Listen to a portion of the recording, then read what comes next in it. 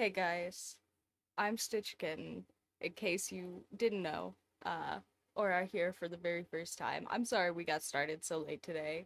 I really did catch all of the technical difficulties in the computer zone. It was kind of crazy, how many things just didn't work when I turned my computer on this morning. So, uh, I think we are finally done with all of that. Sorry it took such a long time, and I hope you guys are still ready to do some art, and we still will totally do some art stuff for Inktober here. And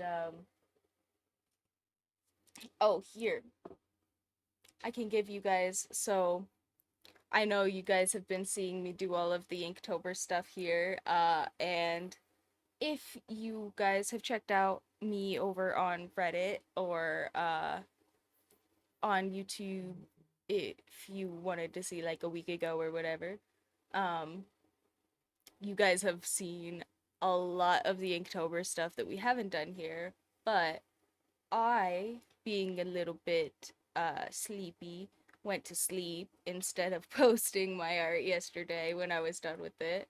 So, you guys get a sneak peek of my one from yesterday because I haven't uploaded it yet.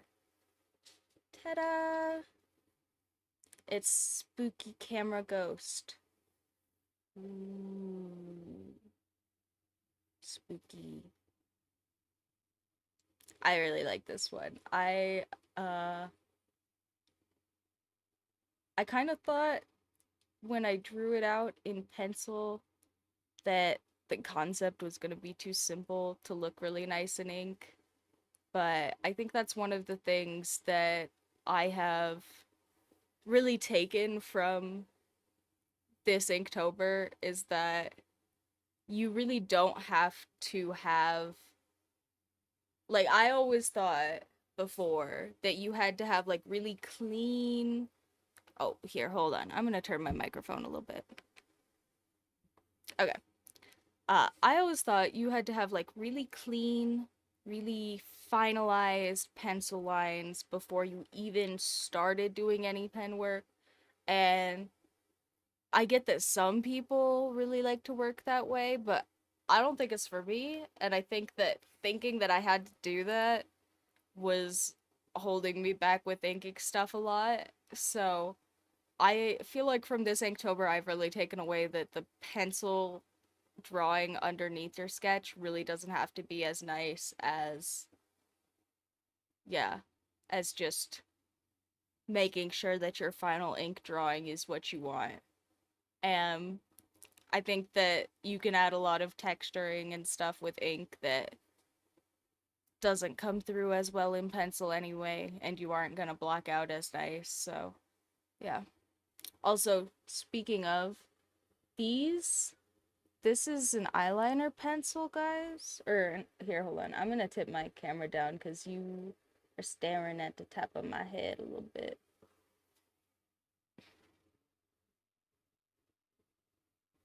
There, is that about? Yeah, that's better. Anyway, but these guys, I did these with a liquid eyeliner, which means I got one take for these, and they came out so clean. Inktober. Inktober has prepared me for cosplay, and anime cheekies.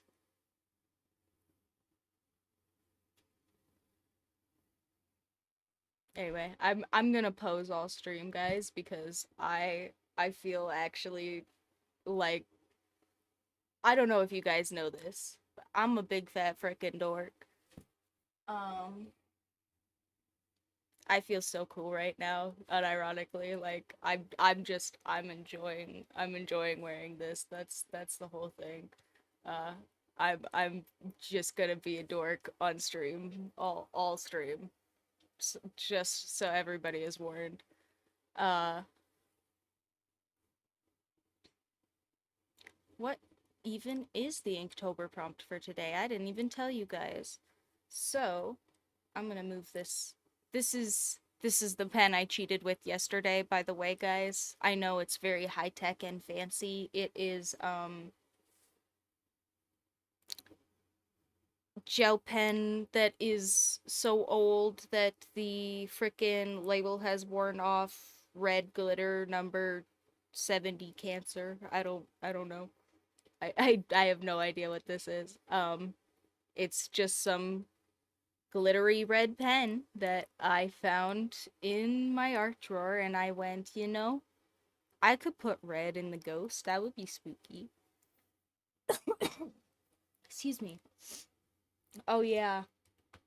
You guys are also gonna have to hear me be gross, cause it's finally cold here, which is great because the trees are dying, but also the trees are dying. So while they're doing that, my allergies are gonna get worse before they get better. So we're out here doing our best. Ugh.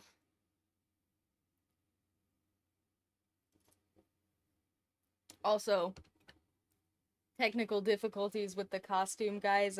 This is just broken. I'm wearing it. I'm wearing it anyway, and I just put this part up so you can't tell. But this glove is actually not stitched together. Also, this little finger crutch thing, it's not sewn right. I tried to sew it better on this side, and I think maybe made it a little bit better, but it's still not great. And yeah, I almost kind of just wish that I had some green fabric to just cut and stitch some new gloves from scratch, but also the point of me buying cheap costume was that I didn't make a bunch of cheap BS myself, because as much fun as that sounds, and as easy as that sounds, every time I go, fun quick project, I kind of like forget that there are preparation things that I have to do for fun quick projects, and then I get upset that I have to set stuff up and I don't do shit. It's terrible. Motivation is awesome, guys. I don't know if you know this. My brain 100%. Uh all the time. I try though. So today's Inktober prompt, guys, is road, by the way. So I don't totally know what. It sounds like another freaking. Okay, I try not to complain, but it's getting on my nerves, guys. This prompt list has so. I get that it's a theme. I get that it's adventuring as like a theme, but there are so many words on this prompt list that are just like the same word or so similar that it genuinely makes it hard for me to think of original concepts to draw. And I could totally just repeat a concept from earlier and do it better because it's a practice thing anyway. But also, I want to make new things because I got this really nice pad of ink paper to do all my nice new things in.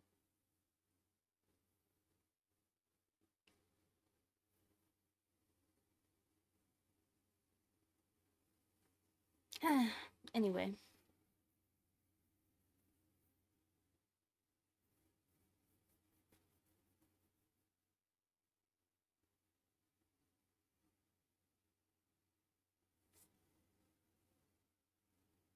if only, uh, I guess, like, you know what, guys? What if, in honor of me being spooky Pokemon trainer. And by that I just mean Pokemon trainer, but for Halloween. Uh, what if we did like ghost Pokemon encounter on the road or something? You know, that's prompt appropriate. I don't know, guys. Road is such like a okay. So road is fine. I could think of an adventure. I could think of going for a drive. I could think of, you know, traveling. Except we've already had trek, hike, drive, horizon, roam, ridge, and expedition. So I've already drawn a car and the horizon and uh a bunch of trips and um driving away from a ghost. Like I've drawn a guy on horseback. I have drawn lots of roads this month already because they have prompted me to draw lots of things that involve roads and paths. So, it just feels so samey. It's sad. I wish that they had more varied prompts.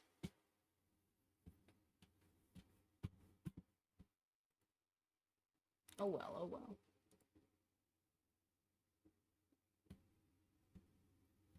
You guys will have to tell me if I sound goofy or anything today. I don't know if I think me and my mod having the same crappy sleep schedule is getting to him. So I think he is asleep still. He may show up later, but I think we're on our own today for troubleshooting. So, if I start to sound I will also probably stay later cuz we got started so late cuz of that.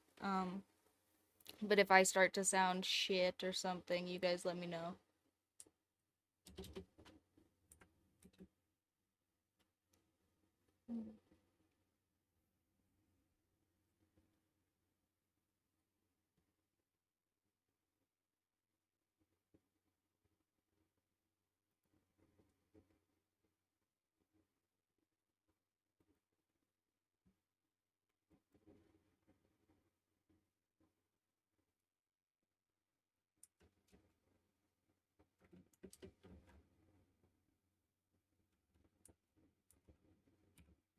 Okay, guys, we're gonna employ super secret hidden power technique move. And that is I'm gonna look at Pinterest. I don't know if oh, I'm also gonna turn this lamp on because I am realizing I look a little pastier than I mean to.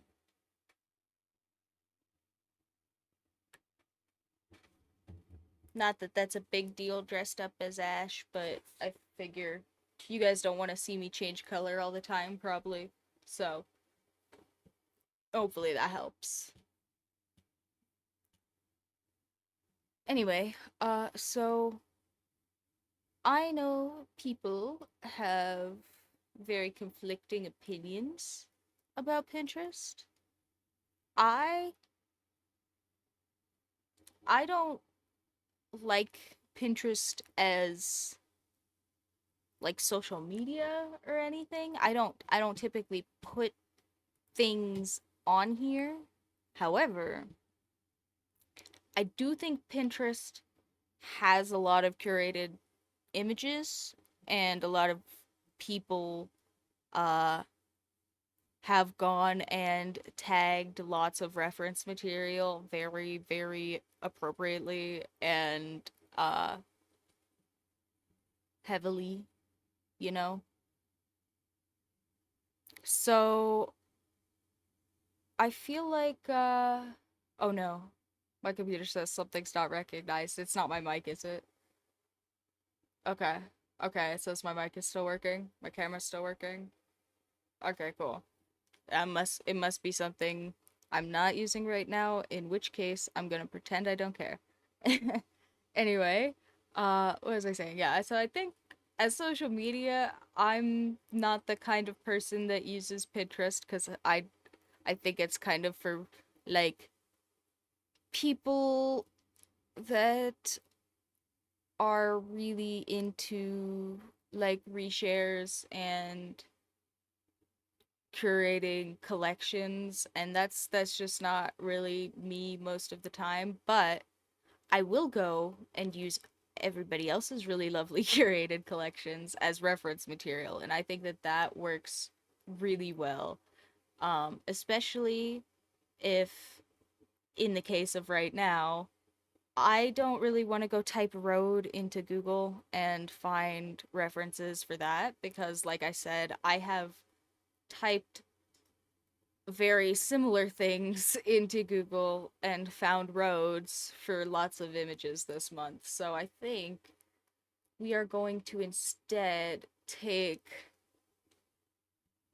Pinterest and like I said, I think Pinterest is very good at collections and reference, and I think that because of that, I can go and do something like type road into Pinterest, and it will give me some like roads, some pictures of literally the road, and then I can kind of take one of these and use it as a jumping point to find other images. Like, because I know Google does the little images that are related or whatever, but it does that based on like visual aspects of the photo, right?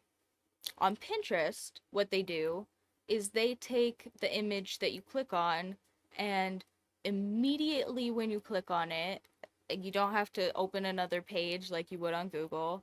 You just scroll down and they will have related images that are based on like the images that other people have associated with that image. So it's less so it's like crowdsourced feelings network. It's like I would love to have like Pinterest but for movies, right? So that I could just like get movies that feel like my movie.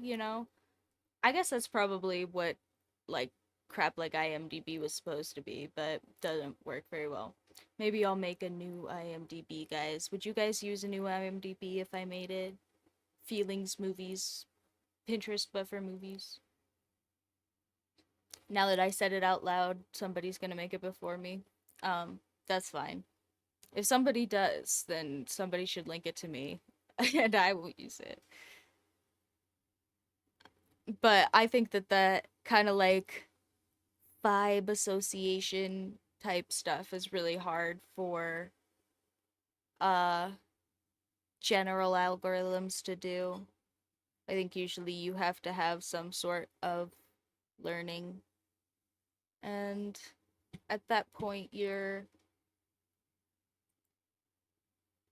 might as well just like ask an AI to generate some images for you, which, I have seen people do some really cool stuff with that. I'm not so into people that, I think if you make art on the computer, you should label that you made it on a computer. And if you make art with an AI, you should label that you made art with an AI and that you did not generate the image yourself with any sort of tools or techniques. I think all of that is,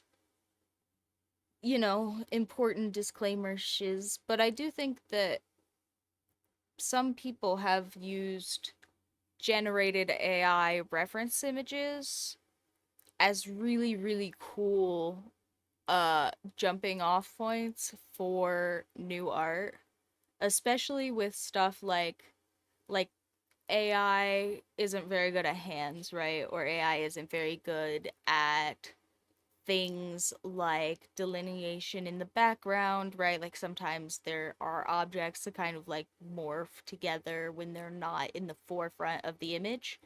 And I think that one of the things that I've seen some people do that is really fun is take those AI images that are objectively wrong, right? Like objectively bad, and then make kind of like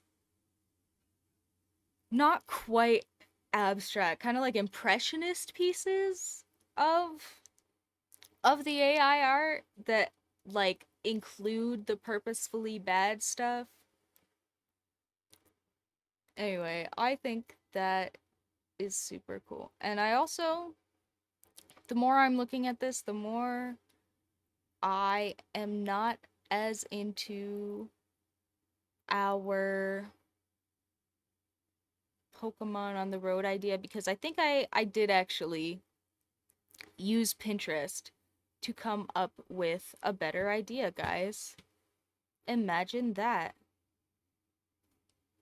So,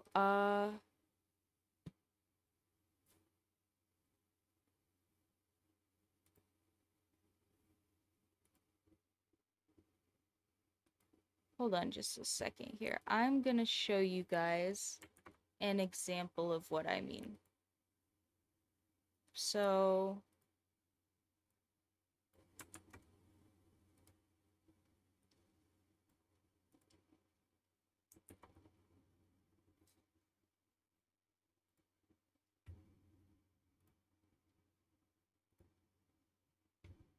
oh, sorry. I hit the notebook.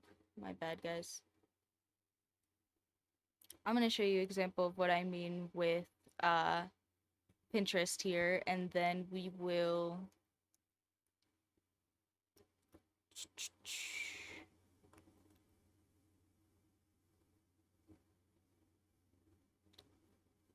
get going with the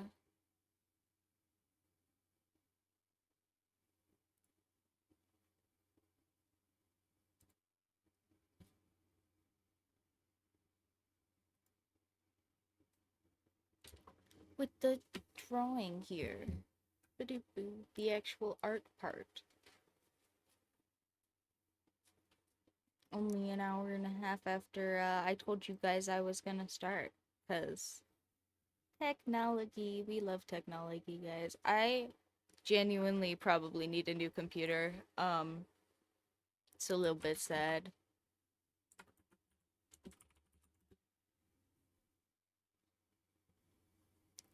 I love my computer so much, but it also uh I bought it in college for school, and as much as it has been through, it certainly lets me know that it is getting kind of old and that it would like to not yeah, to not really exist in its current form. It has a hard time doing so, apparently.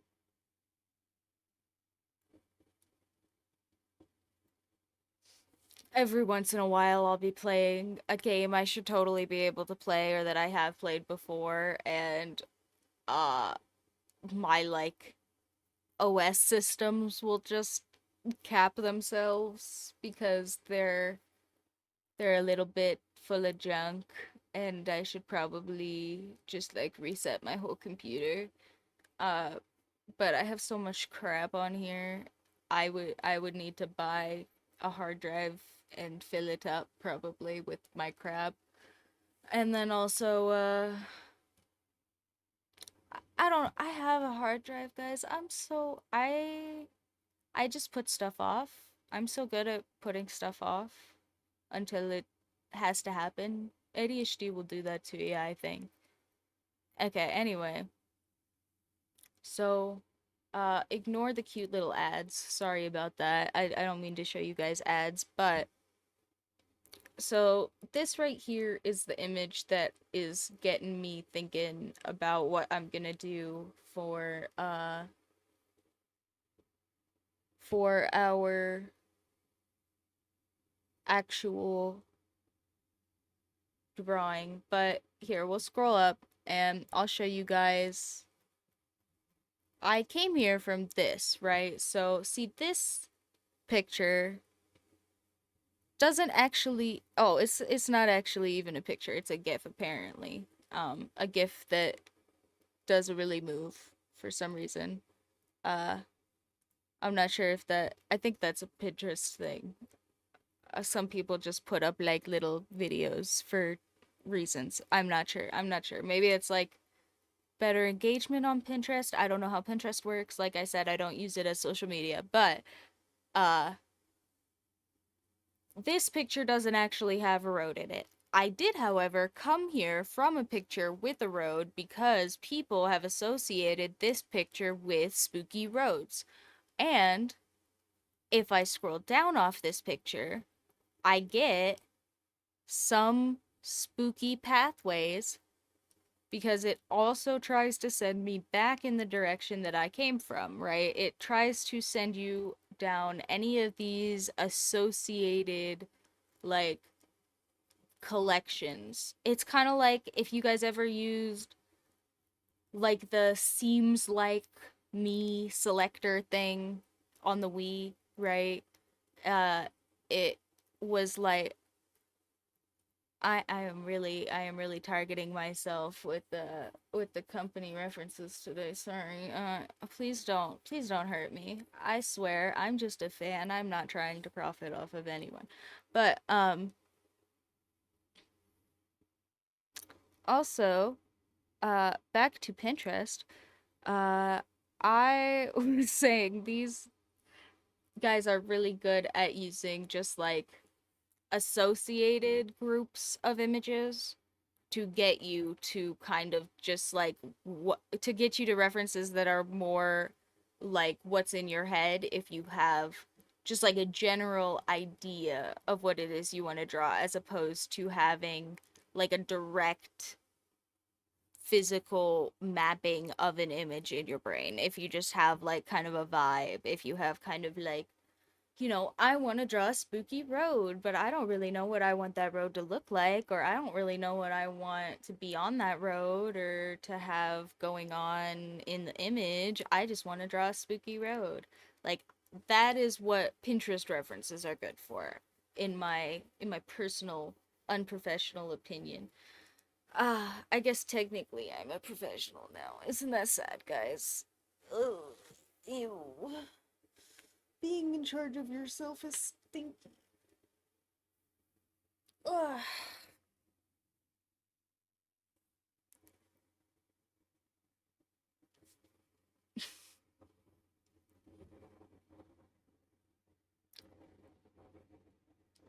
I don't know. I don't know what's happening. I'm enjoying myself on the camera right now. Sorry guys. I'm being such a dork and it's distracting even me. Um but yeah, anyway, so point being, I searched spooky roads. I clicked on some images that were kind of like what I felt like. And then I got to this collection down here. Whoops. Oh yeah, I guess I backed up one on accident, but here you can see some of these from the one I was just on, and this is the one I clicked on before this. This is just some spooky road. Now if I just go back to here, scroll back down. Yeah, anyway. And see, this is, I think it must be based on like my cookies and like my account or something. But this is the same collection as I was just in, even though I have come back to the page. So I think as long as I don't manually refresh this collection, it stays the same based on probably just like some random point values that are from different things that either I click on or like I have collected in my account or I'm sure there's a bunch of different little value boxes that tell Pinterest what they're supposed to be displaying to me here. It seems to be a pretty efficient algorithm. I don't typically like the like feed type algorithms that come out of websites, but honestly, like if if this I can't imagine like that this algorithm works on anything complicated. And I also can't imagine that it works.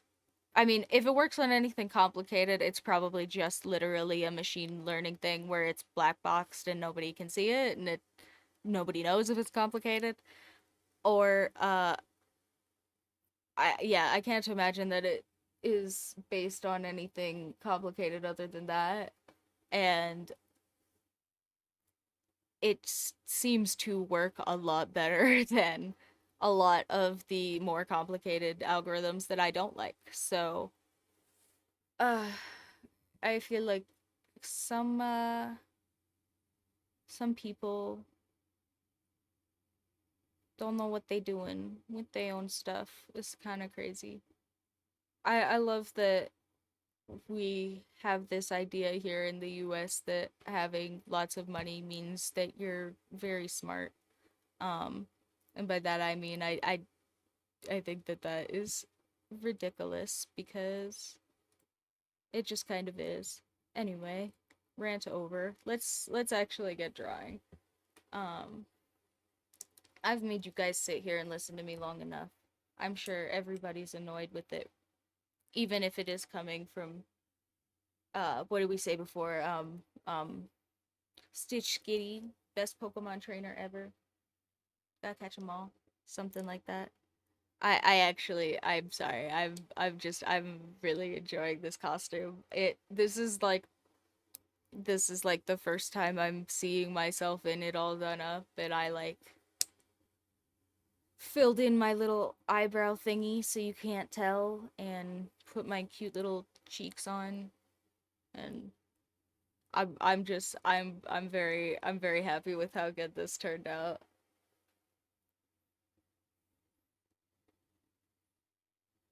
And I'm I think spinning a little bit that I can't sing you guys like the theme song dressed up in costume because I'll get in trouble for copyright reasons. But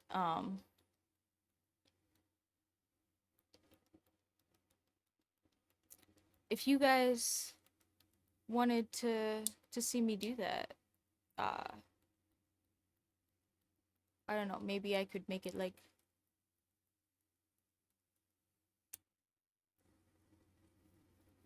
a little members only thing or something. I don't have any of those yet, but I could do it maybe. Is my pencil out of lead? That never happens, guys. I swear, today is the day of collecting technical difficulties. In real life too, I guess. Cause we got the glove, we got the kitties are being a lot.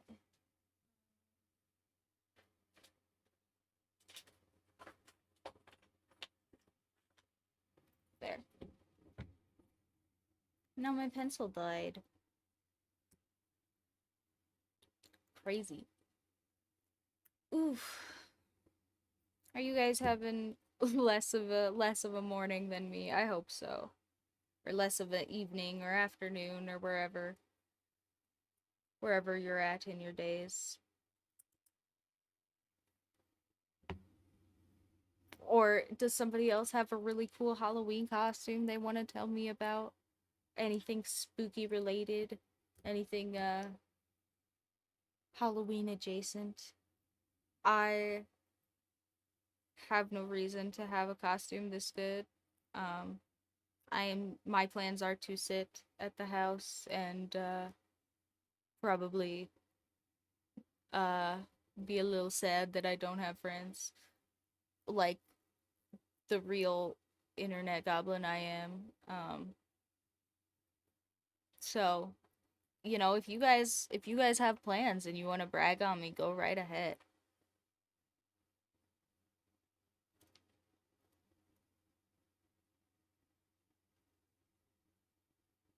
Otherwise, I will think of something else to say in a second. But I'm gonna fill up my pencil so we can get drawing.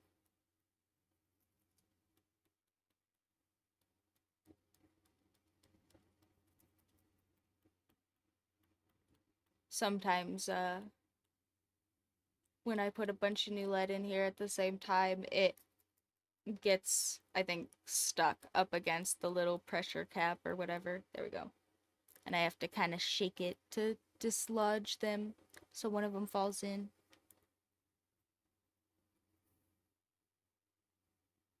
Ta-da! Pencil. Pencil acquired. You caught pencil. 0.5 pencil.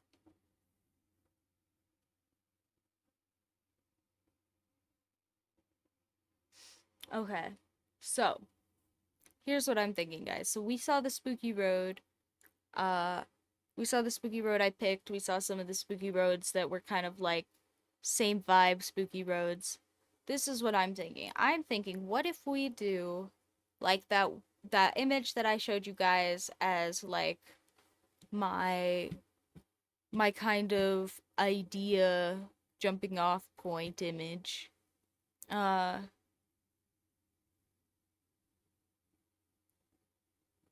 which, just in case this is like, I mean, I'm sure if it was some special something whatever, it would be marked somehow, but just in case, the person who uploaded this is named Parker Lacey, and they have Total Drama Island OC profile picture. So thank you for a very cool reference image. I'm gonna look at it while I draw.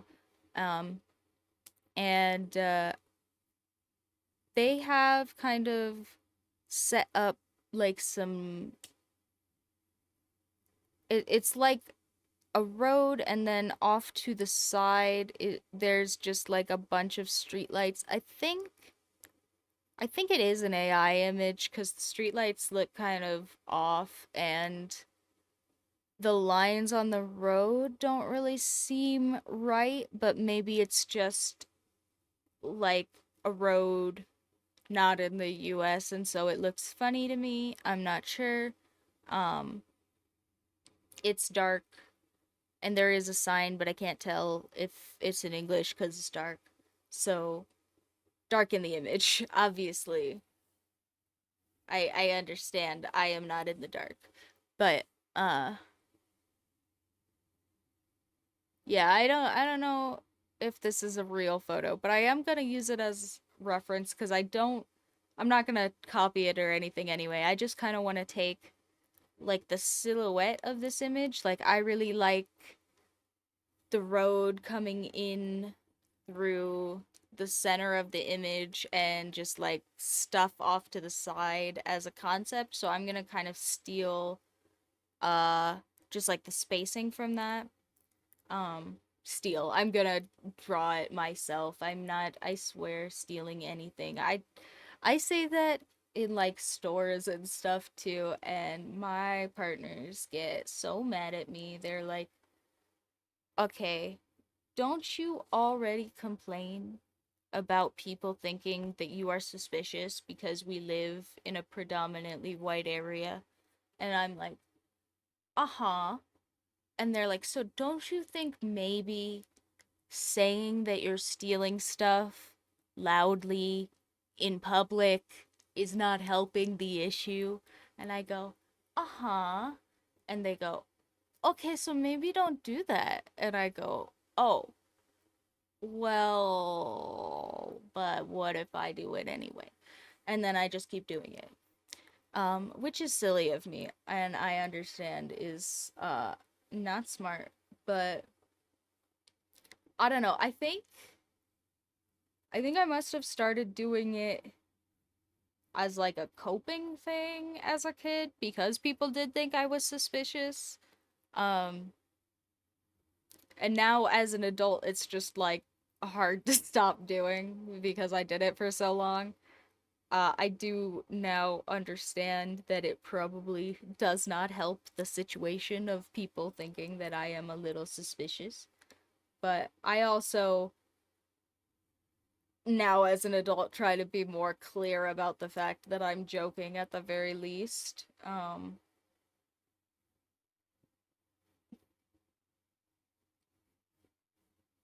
But I do get the side eye at the store a lot. I also I'm a little bit autistic. I don't know. I don't know if you guys can tell. I'm a little bit on the spectrum of things, of many things, many spectrums. And I am on many spectrums of things, and one of those is a bit of autism, and I am not always good at volume control.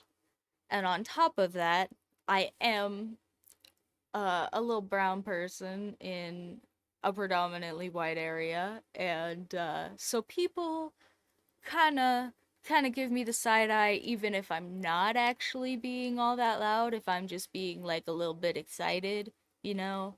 People will kind of tell, like, give me the side eye, tell me to calm down, crap like that. So I yeah, I do get probably the look, the side eye look in the store a lot for all sorts of crap. I'm sure I really have no reason to make it any worse. But I'm I'm a little bit of uh a contrarian. I'm a little bit of a troublemaker. I stick my foot in my mouth every once in a while. Um so that doesn't so I don't always remember that that matters or that it should matter. And honestly it probably shouldn't, but uh yeah. It's probably a a thing I could learn every to do every once in a while for other people's sake at least.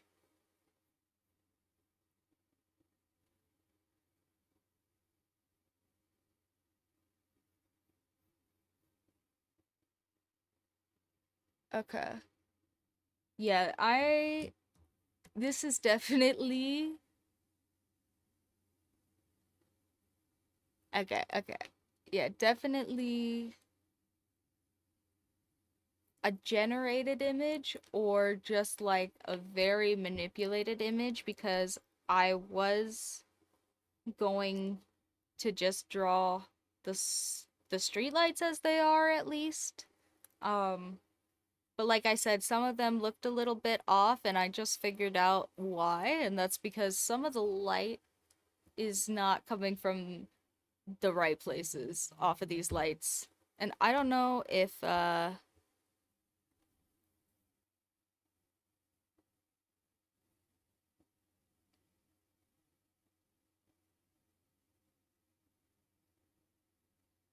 sorry, someone is calling me, but they have picked a very inconvenient time to do so, and I am hoping they leave me a message. I don't know why they didn't just leave me a message earlier. Maybe it's a scam call. There have been so many scam calls, guys, with the election coming up. I don't know if you guys have gotten an increase of those, but I have definitely gotten an increase of those. Like there are just so many.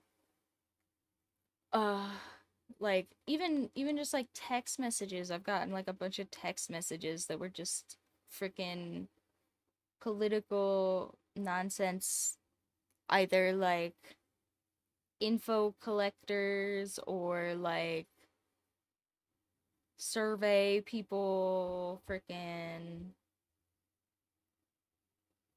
just ads, just political ads on my phone sent directly to my text message number.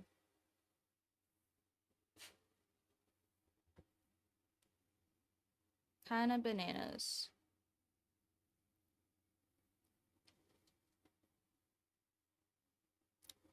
Yeah, anyway, I'm gonna put just like a couple of streetlights in here and I'm gonna try to make them look appropriate. Because the streetlights in this actual image are either like warped or there's another like side road with some streetlights on it or something because the lights are coming out of the streetlights at like slightly odd angles and then some of the streetlights are definitely on this side road here and some of the streetlights are like off to the side of them, like they might be on a side road, but also like they might just be offset wrong. Um, I'm not totally sure. Uh, yeah, because it would be another curved road, so I can't really tell if it's just like they're offset wrong or there's another curved road back here somewhere, but either way, the image is dark enough and the lights are strong enough that it makes it a little hard to delineate where all of them are coming from. So I'm gonna just draw a couple of them. And then I think I'm gonna put some sort of like cryptid in the street lights, hiding in the street, you know? I think that's what this spooky vibe is going for with this one. Um I don't know if you guys have cryptids that you like or anything, cryptid preferences. Uh I would take some requests if you guys wanted me to draw a specific cryptid. I don't know what that would possibly be, but if nobody gives me one, I'll probably just draw like Slender Man's or the Rake or something. There's something real basic spooky pasta stuff. Um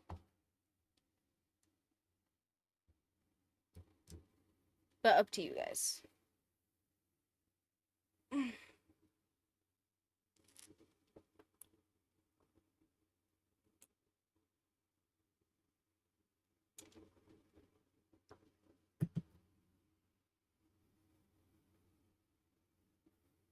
Oh, also if you guys have like suggestions on my costume or like makeup tips or ideas, like are if you guys have like a really good idea for my hair, I don't know, like my hair is pretty close. I feel like I've kind of got like the scruffy white boy haircut going on anyway, even though I'm not, you know. So, I don't feel like it's that off. Honestly, I feel like there are probably very few cheap, quick, easy BS fixes that I could do that would make this look any better. Um, but if you guys have an idea, go ahead and let me know. I am always open to suggestions.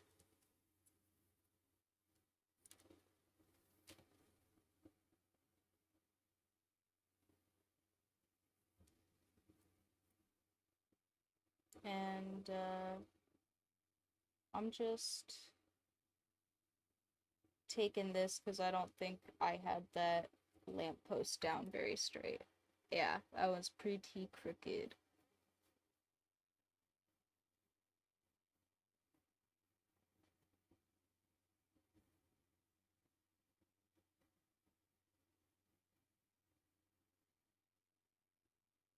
And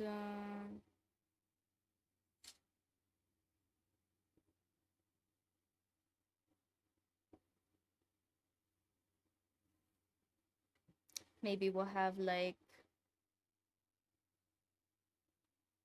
we need road railing because turns, you know.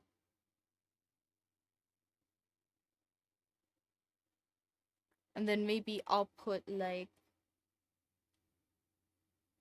a trail or something, like a walking path. Maybe there's like a crosswalk here. And then there's like a trail off into the woods.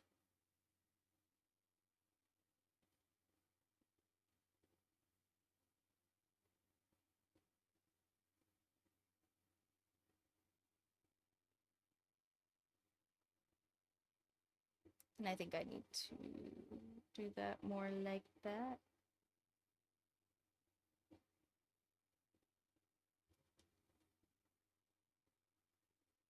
Hmm. I don't like the way that that trail is lifting on the bottom. I think maybe I think I pushed it in and I actually had to bring it out more. I'm not good at perspective, guys. I know I have said this to you before, but I feel like when you guys actually see me try, I need to emphasize it because I get a little embarrassed about how true that is. My perspective is really, really bad. I really do have what did somebody say last week? I have a 2D brain. I have 2D brain.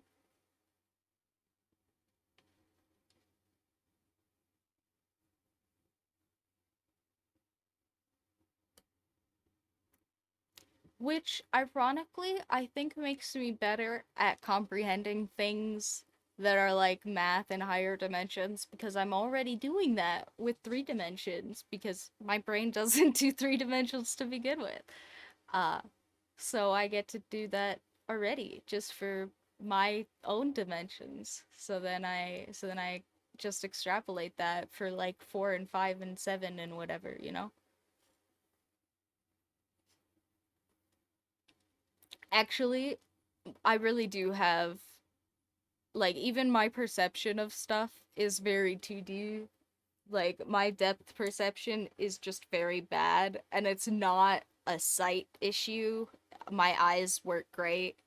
Um I have better than 20/20 vision and now that I am on some medications for my ADHD, I don't have to watch my eyes focus in and out like camera lenses all the time. So it's really uh it's really not a problem with my eyeballs. However, I do have a very consistently hard time telling how far away from me things are. Um and just like distance estimations in general of any kind, any sort of perspective estimations in real life I'm just bad at. Like even in real life visually I am not very good at 3 dimensions. It's kind of funny. Um it's such a weird thing to be bad at, especially with it not being a vision problem and everything, that I I kind of catch myself off guard with it sometimes because it is just really weird specific little places that I notice, like when I'm trying to judge how far away from me something is, or like if I have this freaking thing right in front of me and I turn it like this, right? Like you guys in the camera are now looking at it and you can see that it's squished because it's turned, and that makes sense to you in your brain even though you're seeing it on a camera probably. Um and then the longer I hold it in the same place, the more your brain is going to go, okay, well, I'm now collecting this as a rotated version of that original shape, and this is now like a flattened image of that shape, right? For me, my brain just goes, oh, squished triangle. I just, I just already see like the flattened version, um, and it makes things weird for me, uh, distance and drawing wise. I really love those like 3D model tools that just let you move the the models and stuff on the image and let you not think about it because I'm genuinely very bad at just like perspective and rotational understanding. Yep, that's me. I actually I feel so cool. Uh I'm guessing if you're asking that you've shown up recently, but I have been talking about I'm gonna be a total dork all stream because I genuinely feel so cool in this outfit.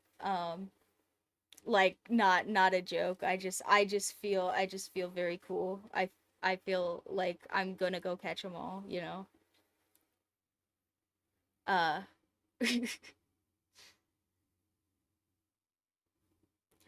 I was saying I collected all of the computer difficulties because we got started really late. So I'm being a dork. This is my Halloween costume.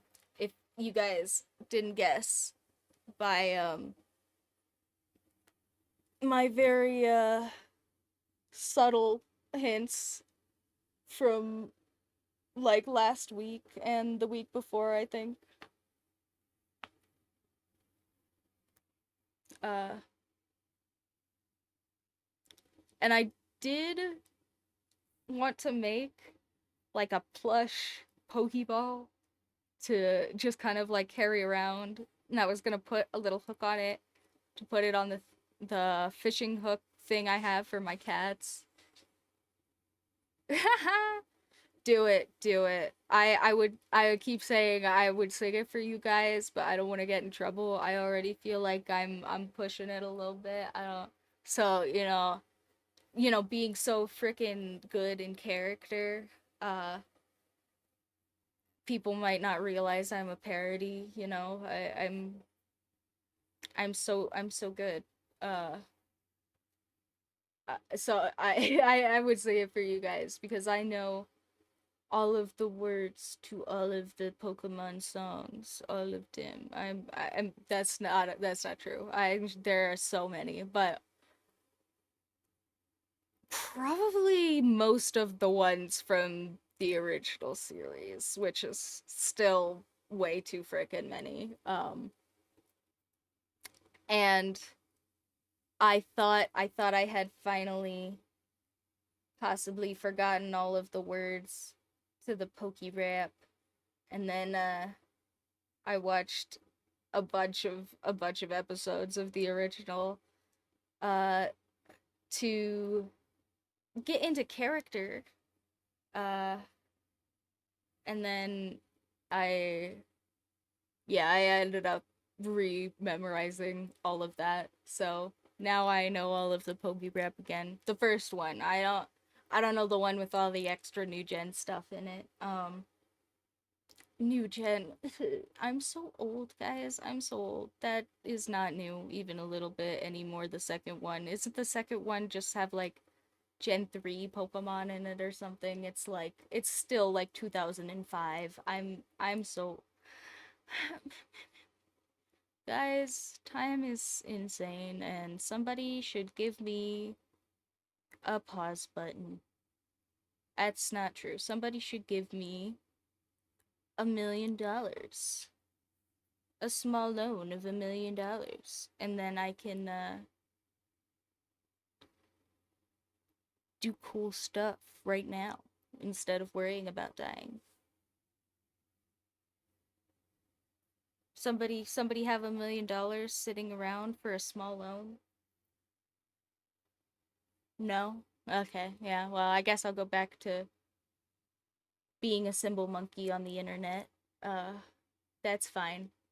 Yeah, I figured. That's shucks. I just figured it's a small loan. Surely somebody has a small loan sitting around. But whatever. That's okay. We can all be broke.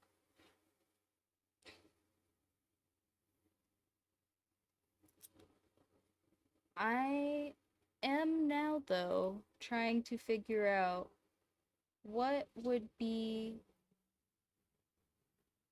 a good cryptid to show up under the streetlights on a spooky night and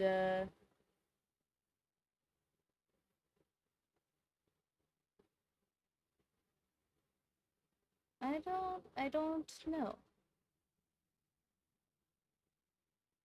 I'm thinking, and I'm kind of drawing a blank on doing anything besides just like basic Slenderman or freaking the Rake or oh, you know what? What was it that I was just looking at? There were some goofy Halloween costumes of oh Mothman, guys. What I could do? I bet. Wait, is Mothman copyrighted, guys? Am I gonna get in trouble if I draw Mothman and I put like Mothman in the thing and I say Mothman? Somebody gonna yell at me. I know I'm drawing like fan art and whatever, so it doesn't matter as much, but still, I like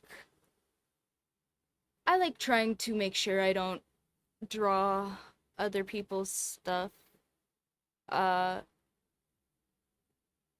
in case I decide to,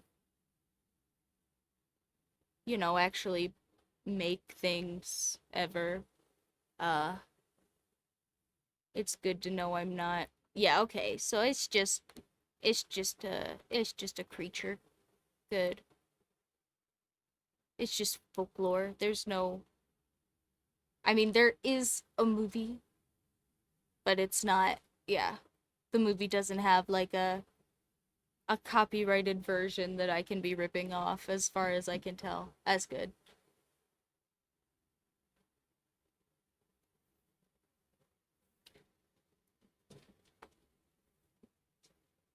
Yeah, as far as I can tell, the internet seems to say it's just a folklore character that does have some media put out about it. Okay. Which sounds fine. Sounds like I am in the clear no matter what I do. But also, I'm literally I'm Stitch Skitty today, so we're already pushing it. I'm sure it's whatever. Uh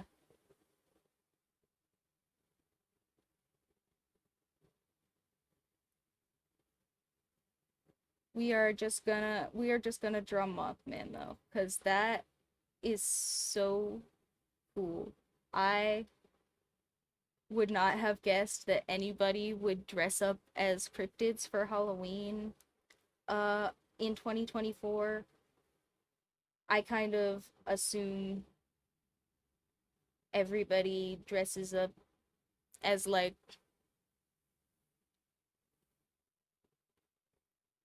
leotard animals, like the One Piece leotard with ears and tail, or like actual just like objects that are funny jokes. I don't think I've seen anybody dress up like scary, spooky near me in ages.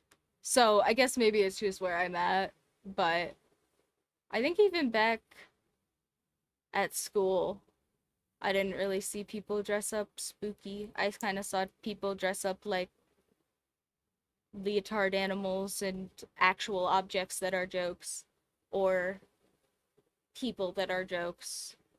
People, lots of like,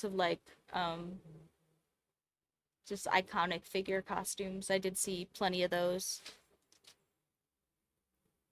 Uh, but yeah, even just like at Wally Market, I didn't see.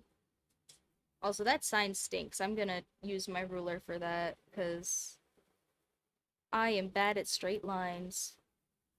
You ever see an artist be bad at straight lines, guys? Well, now you have. Uh, it's me. I'm bad at straight lines. Ha! Can't be straight even if I tried. So sad. Except nah. Um, but Yeah, I even at Walmart, I did not see like a single costume that was just like rubber mask spooky thing. It was all like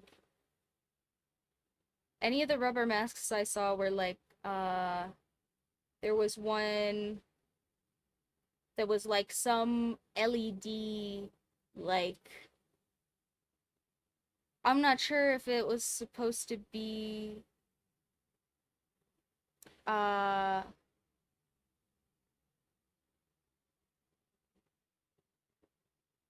like a specific character or something, but it's one of those I'm sure you guys have seen it, those like dark black plastic masks with like LED wiring on the outside. That kind of looks like a stitched up skeleton or something. I'm not sure if those are from something, but they had like a bunch of those. And then they also had like I think Elmo, and they had like uh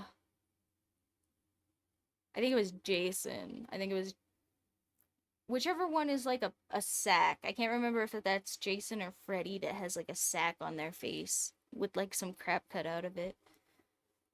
Or is that not either of them? Is that the Texas Chainsaw guy? Wait, maybe it's the Texas Chainsaw guy.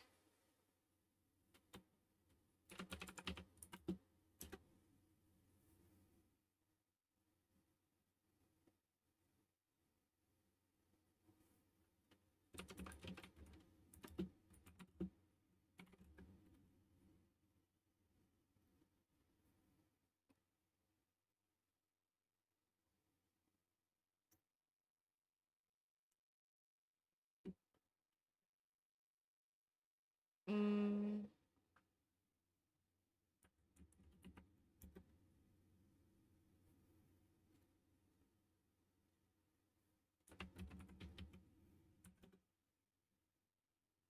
right, okay. So, yeah, it was the Texas Chainsaw guy. That's what I'm thinking of.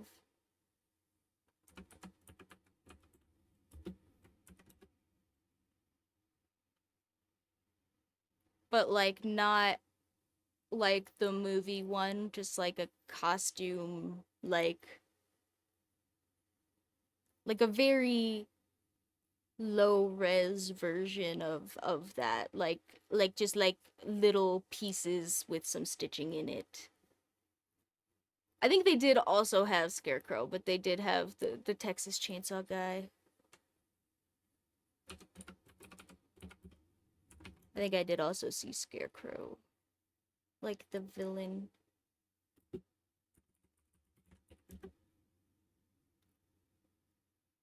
Yeah, they definitely had Scarecrow the villain, and then they had one that was like that I think was supposed to be the Texas Chainsaw guy.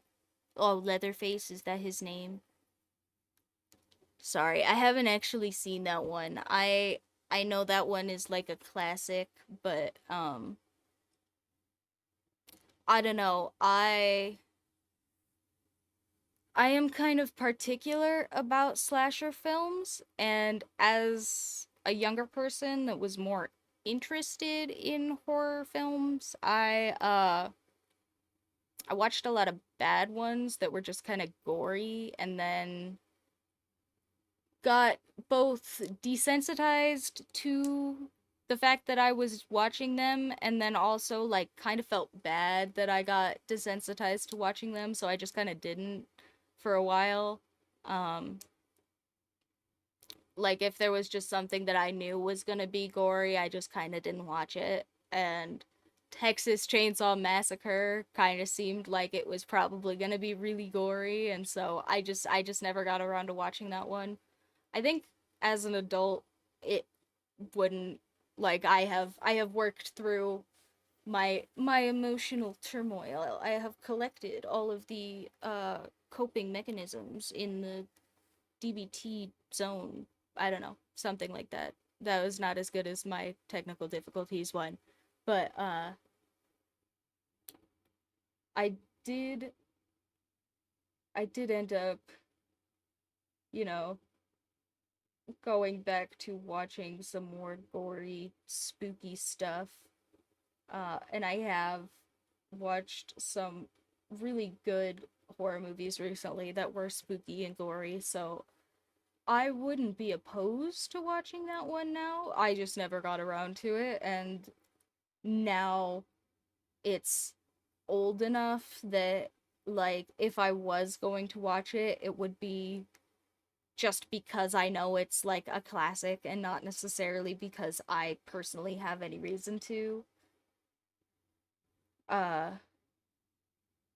which is still a reason. I mean, and if I had a minute to be sitting about and I saw it on Netflix or something, I probably would watch it, but I just haven't. Um,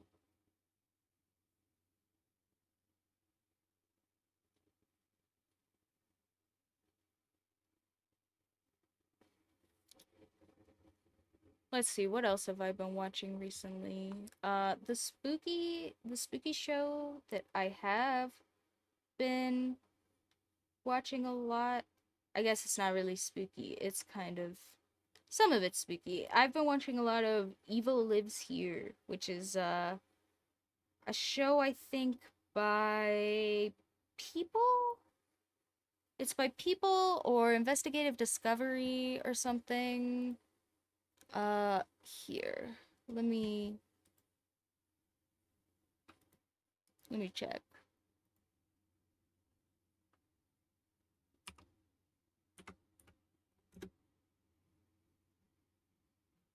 I'm sure if I just go look at the info for me, it'll tell it.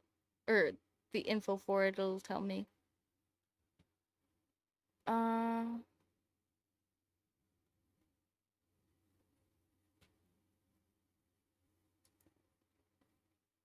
or not.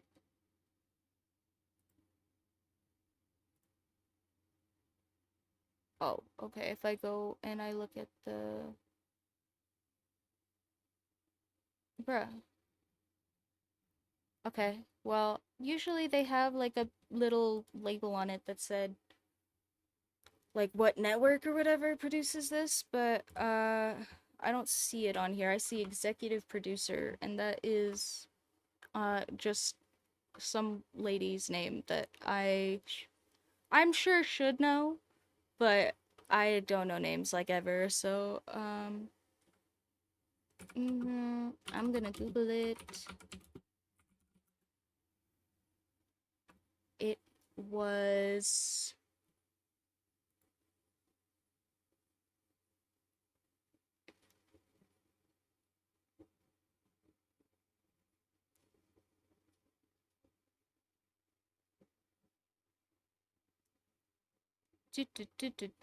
cast.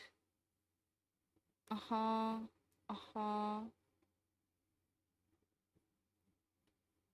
Guys, I should have just typed producer and searched that, I guess, because nobody wants to tell me who made this, so I guess I'll go back and I'll do that right now. Who ran the series?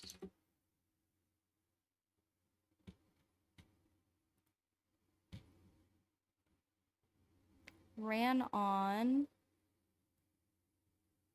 Yeah, okay, it was Investigative Discovery. I was right. Uh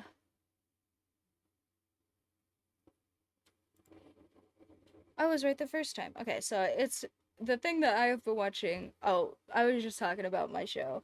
The thing that I've been watching that uh has been spooky season television for me is there is like a bunch of seasons. Let me see how many. There are 16 seasons of this show called Evil Lives Here, and it's by Investigative Discovery, which I don't know if you guys have watched Investigative Discovery stuff, but it's like usually very low budget, like underproduced, lots of like people stories, like individuals talking. Um, it's almost more like a podcast format, even though it's television. They use a lot of like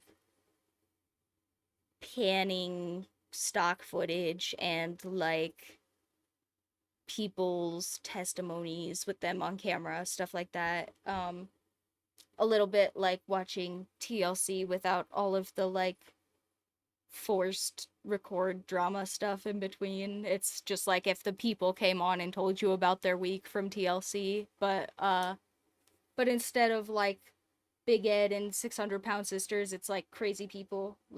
Um like I got like halfway through one episode like half a season ago and realized that the whole episode was about John Wayne Gacy, and that was crazy because usually it's just like some random guy. Usually it's like this lady like went insane and killed one person, or like went insane and jumped off a bridge. It's usually like some smaller instance of a crazy person because like I said, there's 16 seasons, or I know some people get a little bit touchy about saying crazy. I say crazy for myself, so that is why I'm saying it now. But uh I get that people have real problems. It's not that simple. But anyway, yeah, people that have different kinds of issues on the show. And then it was just like his sister, I think, was giving the interview, and we were just hearing her talk about like her brother John,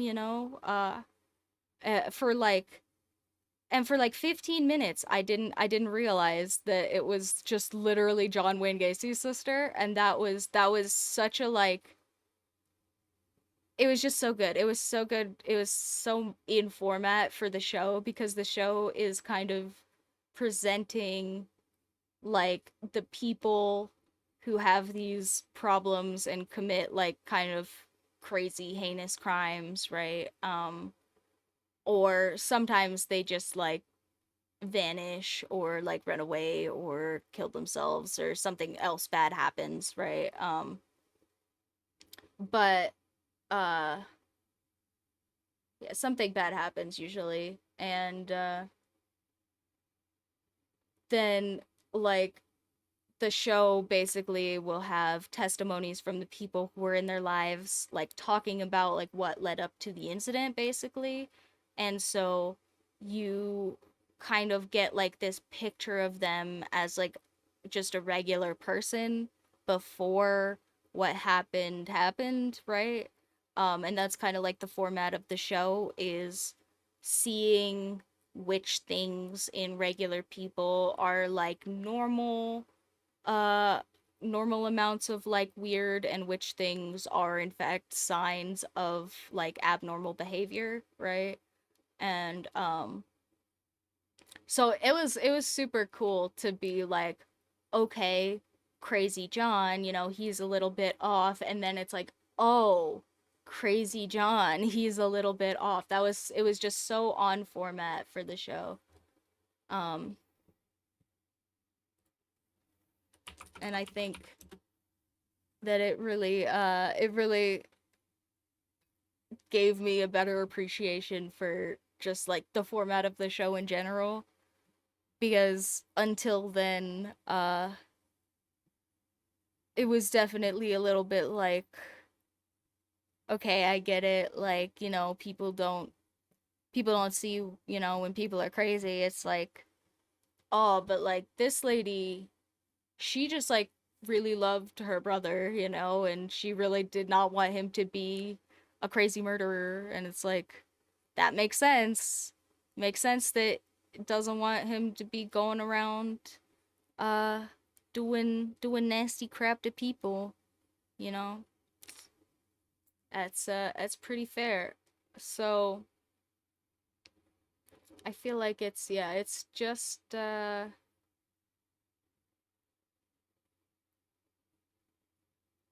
good show, and I have been enjoying it, and it's really easy to just kind of have on in the background because like I said, it is a little bit more podcast style. I should find some more podcasts to listen to because I have gotten into kind of podcasting my television recently where I will put on shows that I know are low engagement to watch, and then I will just like half watch them or something I've already seen. Um, or like learning videos and just like learn about stuff while I'm doing something else. So I don't have to like actually hard watch whatever it is. But I should just find some podcasts to listen to because that's really what I want is just like some stories. Uh and I have sapped the internet of creepypastas, guys. I don't know how that's possible, but every time I think I find a new creepypasta recently, it's either somebody who I have heard before and I'm not listening to them because I know that their voice is like grating to me for some reason, and I know that's terrible. I know that you shouldn't judge people based on their voices, but sometimes I just I'm a little bit on the spectrum, guys, and some people's voices just dig into my brain like little fingernails, and I can't do it. It's too much. Um, but then also, like, I'm gonna draw Mothman back here. I think I've just been sitting and deciding. Um, and then I'm gonna draw, I think, like, some little spooky warning caution signs over here, like, caution Mothman or, like, walkers or whatever, something like that. Uh, but yeah, I don't know. It's it's weird if you just like, oh frick, I lost the end of my sentence. Hmm, I was talking about the thing, and then I said, why? Where did it go? I don't know. I don't know where the end of that sentence went, guys. I lost it. Sorry. I interrupted myself to talk about Mothman, and then I forgot.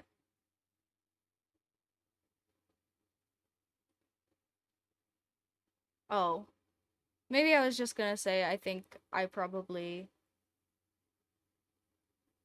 uh just listened to too many spooky stories.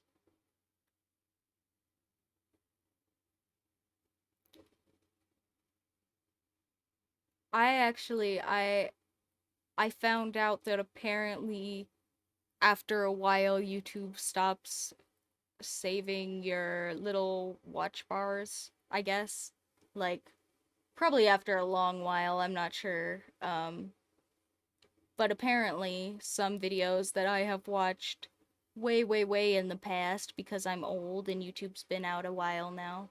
Um some videos that are spooky stories I listened to like years ago now don't have the little watch bar on it, and so I will go and listen to like 10 minutes of like a 40-minute story and be like, I remember this. I already listened to this one. I already heard this one from this guy. Or like this year, Mr. Creepypasta, who is big spooky guy on YouTube. He's like probably one of the main big spooky guys on YouTube for creepypasta anyway. He ended up doing a bunch of re-uploads of like old videos that uh I'm not sure if he remastered them or if they're just literally re-uploads, but they are in fact just stories I've heard before, and I've heard them from him, and even if they are nicer to hear, like I remember them too well to want to listen to them again.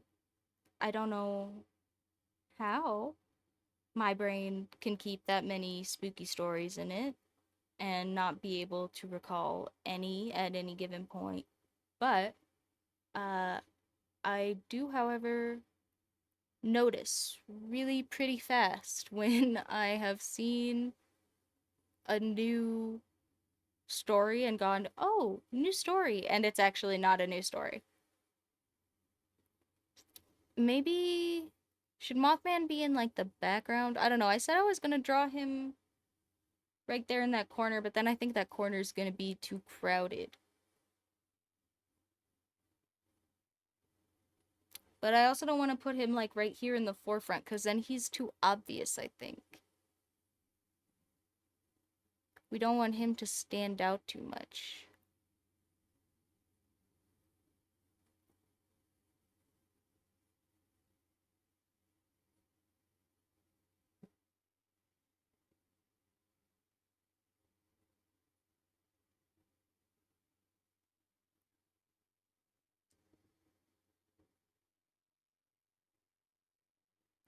Oh, you know what? Maybe I'll put him like peeking out from behind this lamppost. That's kind of a good idea, I think. What if I just have like he has like big Mothman wings sticking out back here.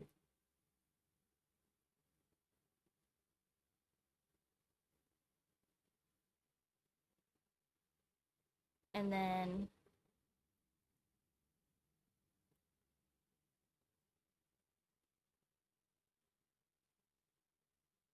Mothman hands just kind of gripping the side of the pole. Mothman head just peeking out.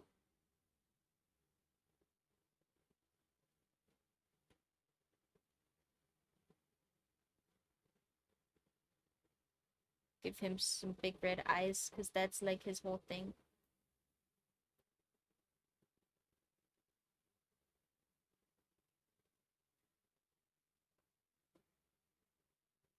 And then gotta give him some like moth thingies coming up off his head.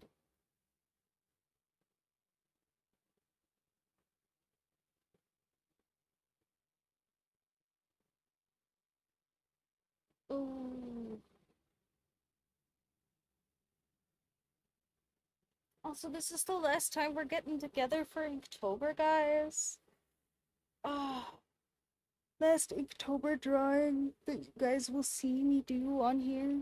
So we'll have to think of something new to do next week. I was kind of thinking, what do you guys think about like a game dev stream or something maybe? Like it would still be art, but it would just be like me making art in computer code stuffs, probably. I don't know, maybe there's a different category for that on here. I will look. Uh, but either way, I've kind of been thinking maybe we could make like a silly little video game or something. I could use some of my actual uh, degree skills or whatever that I paid for. Um, but we'll see. We'll see how motivated I get. That is kind of a project.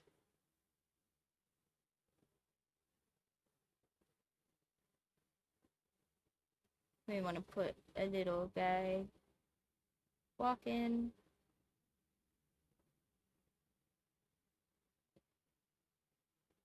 you know, walking sign.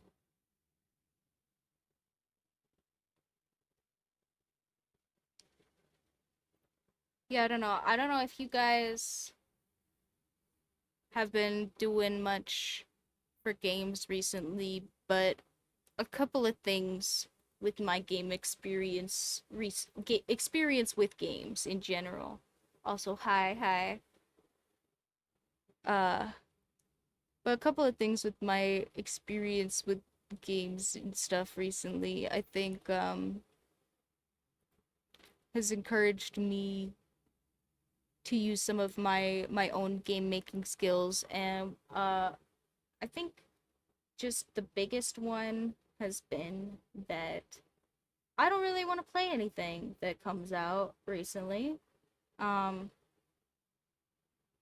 I see new games and I go, "Wow, I feel like I've played that before. I feel like uh I'm gonna spend a bunch of money on stuff that people are gonna play for 10 minutes. I feel like I yeah, I don't really want to play a lot of the stuff that comes out." And then the thing that I played recently that I had the most fun with was this silly, dumb little game that I bought like yesterday.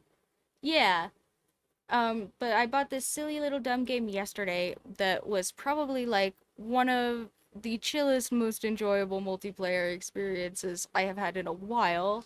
And it was literally just like a silly little fishing game where like the whole game was somebody networking like one single map area, like a small pond, and just putting networking in it so that everybody can be in the same pond with their friends, and then you just fish, and that's the whole game.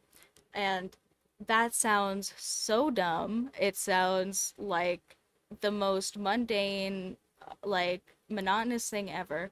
But I played that game for hours with my friends yesterday because I bought it for somebody else, even though it was like a money game that cost money. It cost me like $5 and I paid for it twice because I I was just having a really good time with it and I thought it was worth that. But like it was really well developed. It was really well produced for what it was. There wasn't any massive like glaring bugs or glitches or anything that I had to deal with. It ran really nice on my computer. Uh the graphics were certainly nothing special. It was like low poly Animal Crossing characters, but like I didn't even care. It was just such a chill, well-rounded experience, and I feel like there is so little of that coming out of even like indie games. Yeah, and I feel like a lot of like video game culture is about taking simplicity and extrapolating it, right? Like some of the best games have been people taking silly, dumb little things either from like their real lives or from other games that are like minor pieces and extrapolating them into huge game systems uh like digital card games. I think probably are way bigger than physical card games because you can take those cards and force them to do things that physical cards can't do or that are hard to keep track of with physical cards, especially with things like battler games where you have lots of counters and things. It's a lot easier to do stuff where cards interact in fun ways, or like and that's just because somebody went, I like playing with these cards. What if I put more stuff in the cards? Like, or like tabletop simulator. I don't know if people have used that, but I'm gonna call that one out, not sponsored or anything, but I really like tabletop simulator and I have used it a lot and I have built like my own little board games and stuff in there. Um and it's a really well-rounded broad tool for what is essentially a sandbox creation and sharing tool for board games. Uh, but there's just so many crowdsourced games that people have made themselves or that people have uploaded like schematics for and other people have made. There's so many games on there because people took that simple tool and made lots of really cool crap with it.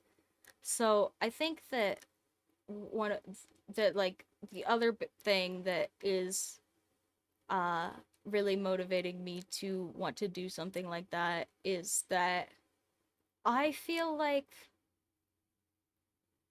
those simple little easy extrapolation mechanical games that you just build one thing really well are the kinds of games that indie developing is really good at.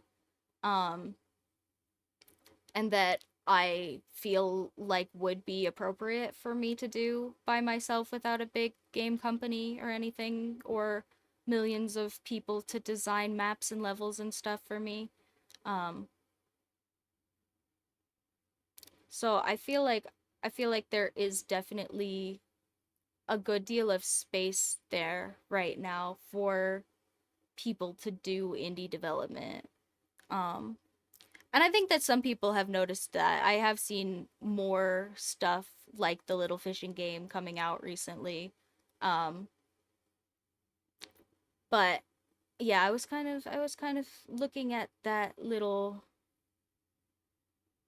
vacuum that I can feel and see and look at, and realizing that I kind of have the perfect skill set to maybe fill that if I got a little bit motivated to do so. So, we'll see.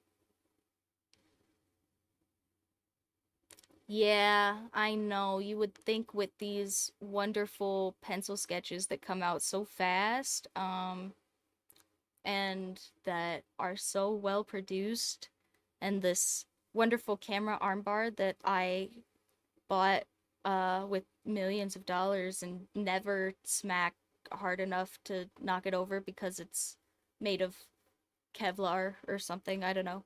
Um yeah, no, I it's just me. It's just me for the most part. I have my lovely one employee who I appreciate so much and don't pay 'cause he just helps me and I appreciate him.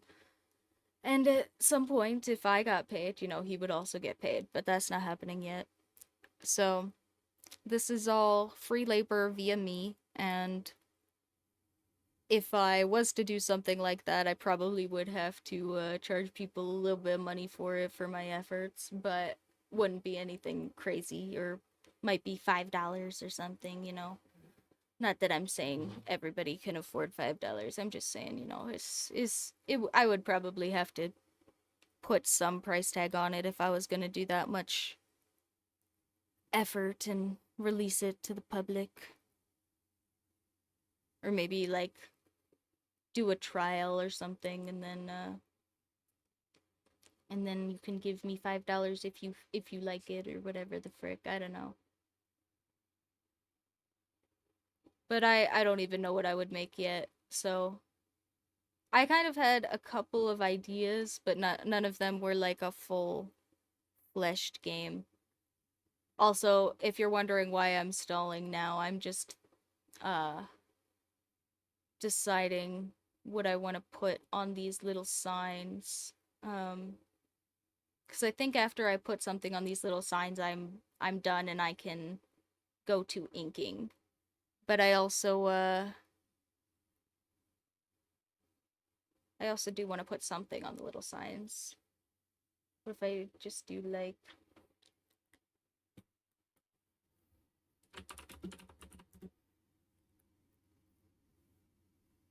walk sign? That's that's how this works, right? It's like line and then guy walking. Boop boop boop boop, and then boop boop boop boop. Right? That's how stick figure guys walk. I think. I think that's how the stick figure guys walk. That looks right. And then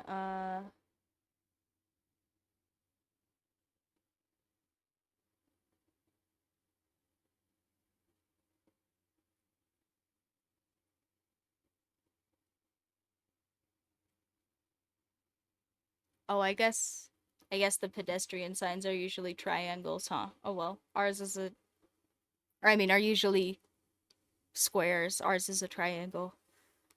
Uh for no apparent reason.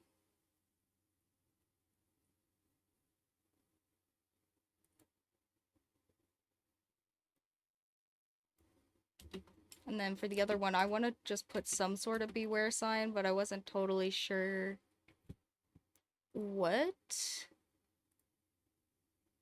Oh, here's a big list of warning signs. Is there something fun on here? Um,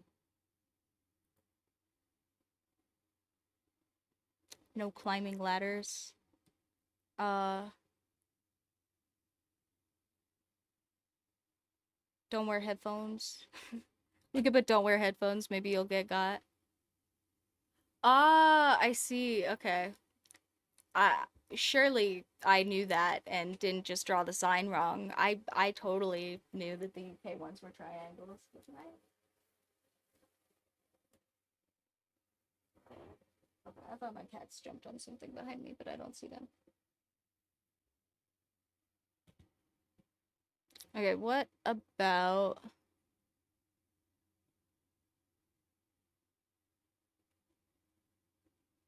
what if we just put Mothman in the thing? What if we just put like a moth warning, just like caution, Mothman.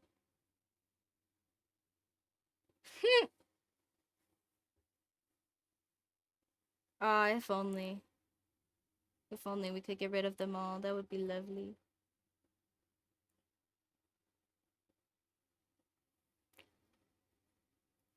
I have been seeing I have been seeing some styluses recently, guys, that look a lot like the Apple Pencil. I'm not saying that that's definitely some leaked tech or anything, but I have seen a lot of products recently that are a lot closer to the Apple Pencil than I have seen before. And that is exciting to me. Um, because if I can get a really nice tablet that has a really nice stylus, I can officially say Apple products are dead and there is no reason to use any of them. And that will be wonderful. I will officially have, because as much as I love Procreate, it has definitely fallen off too. It's definitely getting a little outdated. It's definitely getting a little bit caught up on by some other free drawing software. And I don't know. Feeling like their days are numbered a little bit. Feeling like maybe people should be selling their stock if they got any. Unlike Wendy's, who is thriving. Um,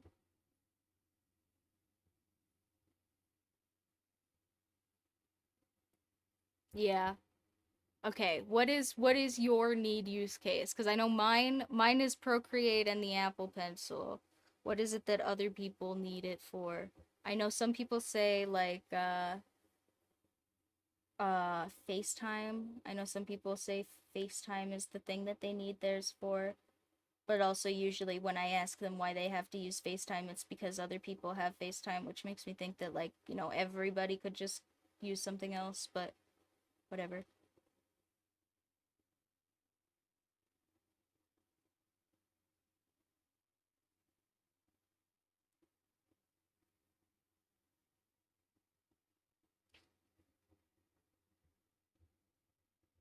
I guess if you're saying Mac products, is it like you use GarageBand or something? I don't know what is like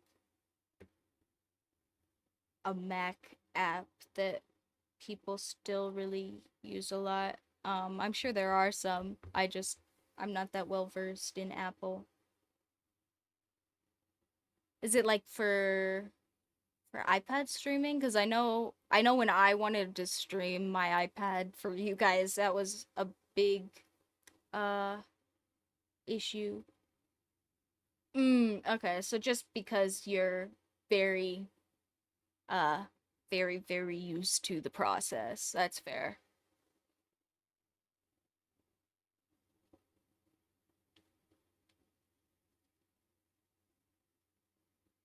That is fair. Yeah. That is a lot of years of experience to overwrite um learning new stuff.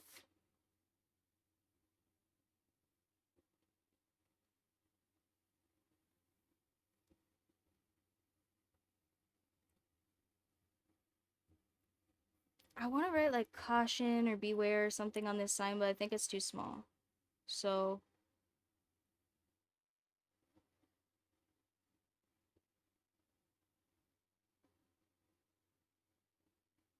oh, what about danger? Can I write danger small enough? Yeah. I think I can write danger just small enough, and then it'll kind of look scribbly on the sign. I think that'll be great.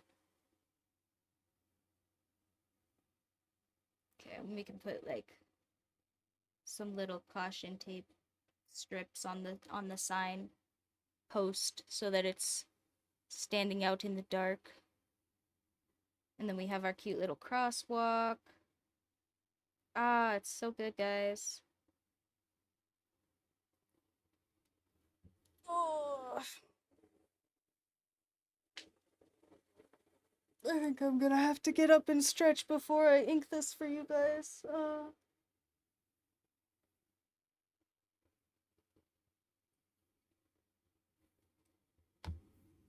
Pokemon trainers are not supposed to sit down for this long, I guess. Uh, some like that.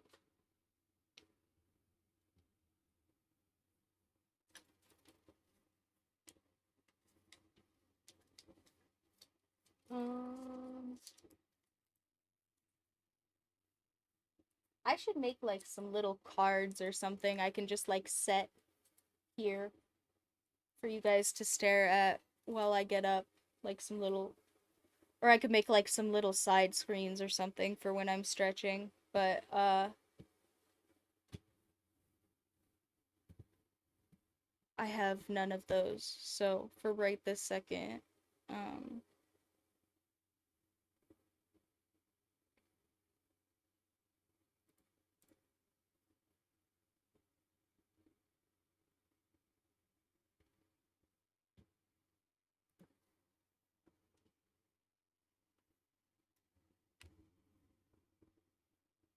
I swear I had a pad of sticky notes.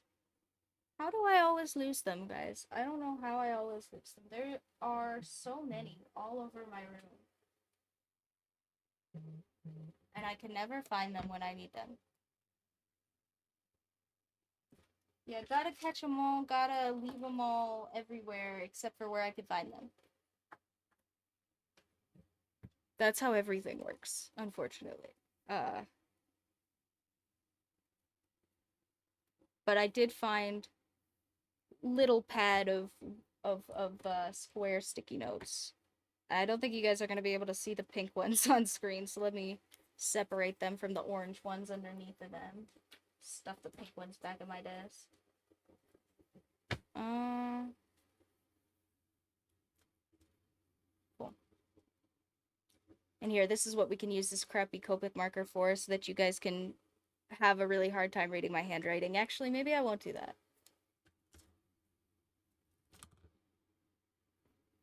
Anyway, can't use that frickin' Copic thing for anything. It's actually so pointless. I do not like it.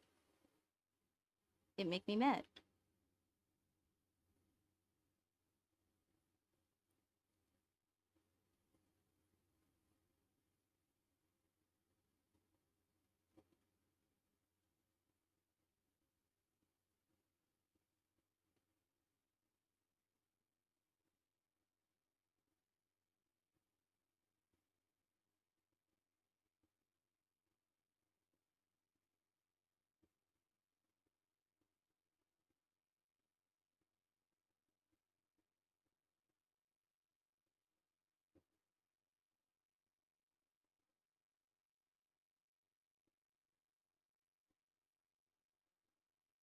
Okay.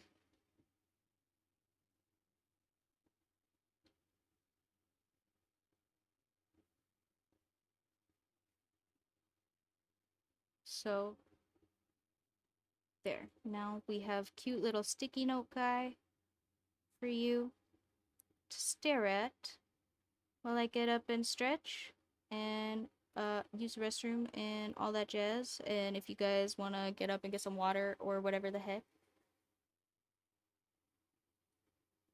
Yeah, it's not even really a pointy stick because it's a brush pen, so it doesn't even have like a pointy end. It's got like I think its use is for marking things like that I don't need to know, like that I just literally like it works like it should be a stamp, like a crappy little stamp. That's it. Just like if I needed to say these cards are done and these cards are not done and put like a mark on them, that's it. That's all I can figure it's good for. I do not like it. It is bad to use. Anyway, uh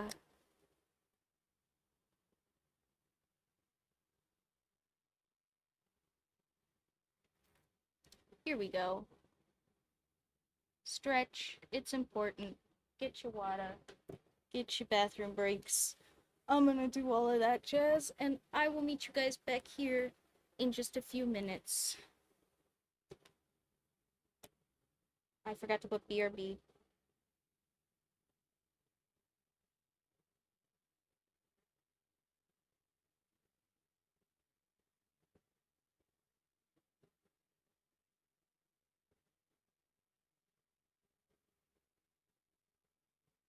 Alright. I am gonna go collect all of the maintenance activities, and we'll be back to finish off this last Inktober drawing. Wow. Okay. Very epic. I am really appreciating how this is going so far, and I will let you guys stare at. Here, I'll scoot it over. You can stare at Mothman peeking out at you guys while I'm gone. And we'll come back, link this up, and hopefully it comes out as good as I'm hoping, because I do really like the silhouette for this one. Um, yeah. Anyway, we'll be back. 10 minutes. Get your water, get your popcorn, get your snacks, yeah, etc. Bye.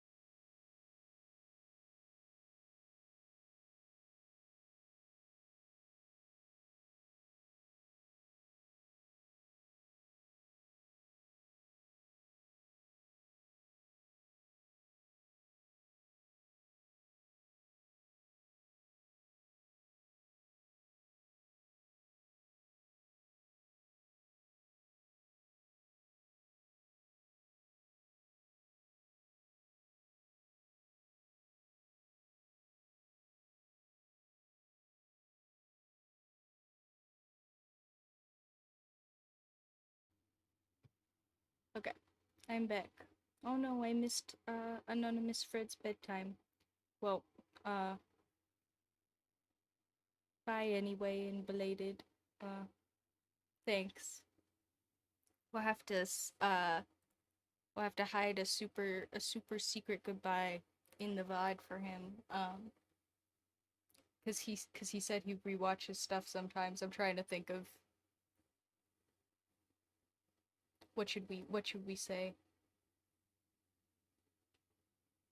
Hmm. Uh Sleep tight and catch 'em all. Anonymous Fred. Something like that. That's good. That's clippable, surely.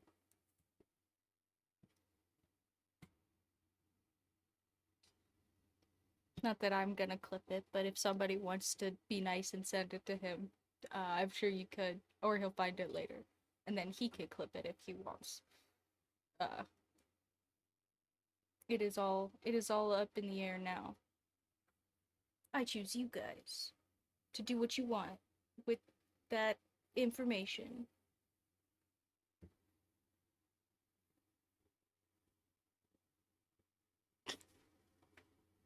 Like I said, I am definitely just gonna keep being a dork in this outfit. I actually feel so cool. Oh, here, you know what? You guys should see the full thing. Here, I'm gonna step up. I'm gonna stand up, I mean. Uh, you can see my bear behind me. He is my best catch. He is my partner Pokemon. Um, or my cats. I guess I have three. My bear and all of my cats. And also my girlfriend if I get her a Pikachu costume for Halloween. Uh,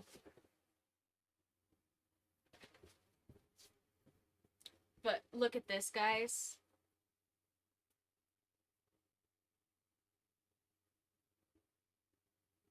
Thank you, thank you. Oh, wait, wrong way. He's over here. He's so cute. But no, look at how good this costume is. Like I've got the pants. I found the rest of the stuff that's not the jacket and the gloves and the hat cuz that all came as a set in the costume. But this is just some crap I found at the thrift store. It's so good.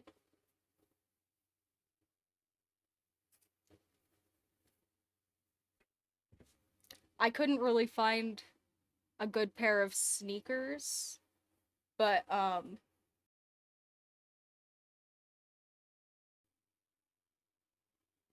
it's yeah, it's so good. It's actually way better than it deserves to be for the like $30 I spent on all of it including the thrift store clothing. Um like these are some totally licensed cheap Chinese whatevers from Amazon. Thank you, Amazon. I paid like 16 bucks for this. And I mean, it's polyester and this already broke a little bit, so sure, but I spent 16 bucks on it. It doesn't look terrible. It definitely looks better than anything I was gonna make with 16 bucks worth of fabric. And I I think I spent like $8 at the thrift store on both of these items of clothing. It was really not bad. I think these were darker blue jeans with like some fancy fabric dye or something that somebody washed out uh on purpose or on accident. Yeah, Amazon quality. I don't I have kind of a beef with Amazon and I'm sure you guys have heard me rant about that, but this was a plus. This was a win in the Amazon books. So I will have to give him that one. I've had a couple of wins in the Amazon books recently, so I do appreciate them giving people that aren't big businesses space to sell things, even if it's Chinese knockoff whatevers, or I did buy some little glass things from somebody's like handmade glass pieces store. That was pretty good. Uh and they were all really well made. I was worried that that was gonna show up and be kind of crappy, but um that was just like somebody's Amazon version of an Etsy shop. And it looked like I kind of looked at doing something like that. It looked like they had pretty reasonable stuff for that. Um, so who knows? If somebody tells me they really want to buy my skateboard earrings, maybe I'll make a bunch of skateboard earrings.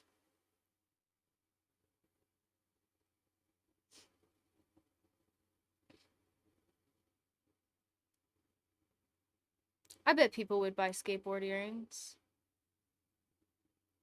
I I mean, I made them because I wanted them and I couldn't find them, so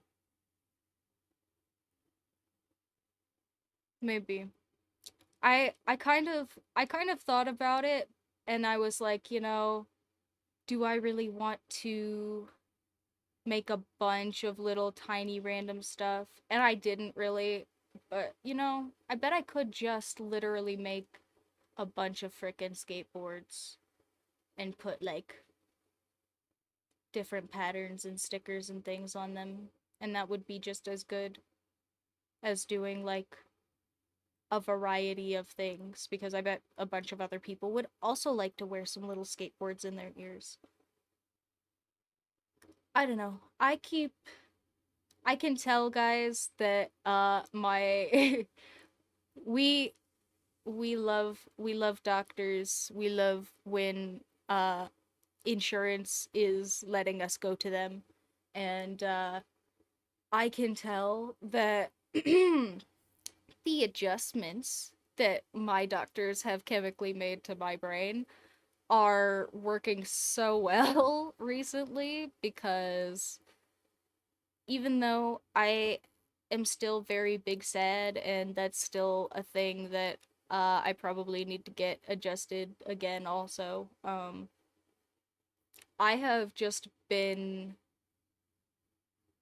doing so much thinking about like just stuff to do, and I don't necessarily like want to do things still, and it's still kind of tricky for me to get like motivated and crap, but also like usually big projects are, I'm sure you guys have heard me say, one of those things I just kind of avoid um because I worry that by even like creating the idea of the big project, I'm gonna stop myself from ever doing anything like that. Um, but like recently, my brain has kind of just been running through stuff. Like, what did. Yeah, thank you. Big agree. Um, Improving is always the point. Uh, and Yeah, I was gonna say that I think recently, like, I sequencing, that was the word I was looking for. Like getting through tasks in a processed step by step A to B way, A to B to C to Z or whatever. Um, like I totally would have screwed up saying that thing I just tried to say just there. The A to B to C to Z. I said it twice now. I was worried about saying it again because I figured I would screw it up the second time and look silly. But, uh, yeah, just like little things that I notice I used to be really, really definitely disabled at and definitely just bad, just not good at. In a way that was definitely a disability or a handicap for me in public spaces and uh, events and things, interactions.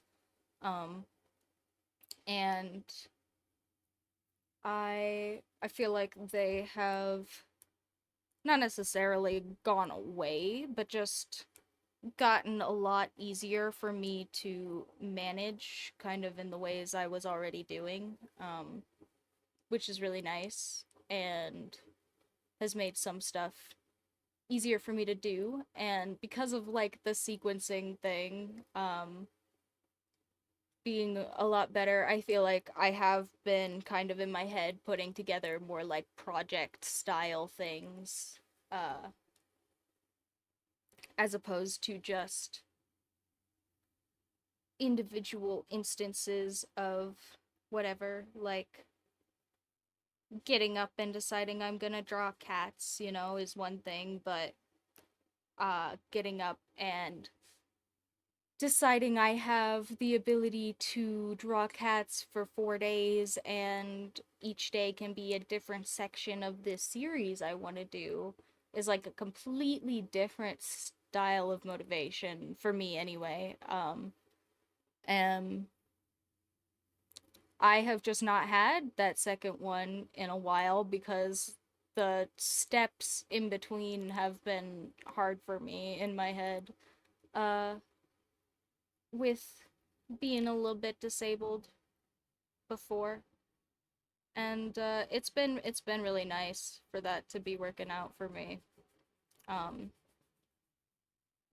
and hopefully I can turn that into some cool stuff. But again, I do have a tendency to say that we'll maybe do that or we'll maybe figure it out or whatever, and nothing happens. So I don't want to randomly promise you guys stuff, but who knows? Really, who knows? Cuz I don't. um we'll see. We'll see. We really will see about something. I don't know what though. Uh I have been working on getting some kind of nice uh ink line versions of those little, like, why am I drawing a horoscope? Sorry, I don't know why I could not remember uh the little horoscope guys we did. Um I'm about a a quarter of the way done with those because there's 12 of them. I think I've done 3.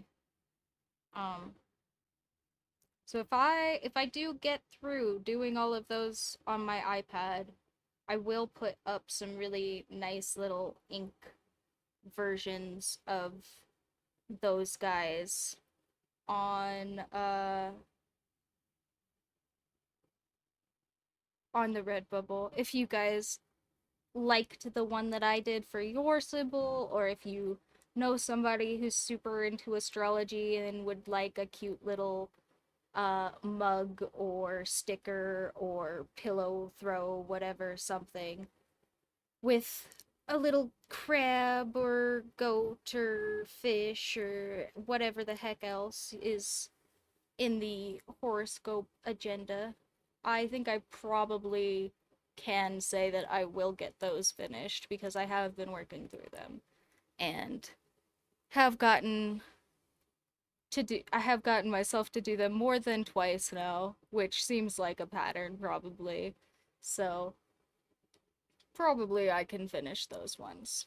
That's kind of usually how I gauge it. If I can get it done one time, like it's kind of the same as having not done it because uh I can just like, yeah, true. I forgot about pie grandma. Pie grandma is also a great choice. Pie grandma would be good on, like, I think they have little throw blankets for like pets and stuff. You could get like a little pie grandma for your cat. That would be cute. Maybe I'll have to get a pie grandma for my cat. something like that. I don't know. But also, yeah, what was I just saying? Oh yeah. No,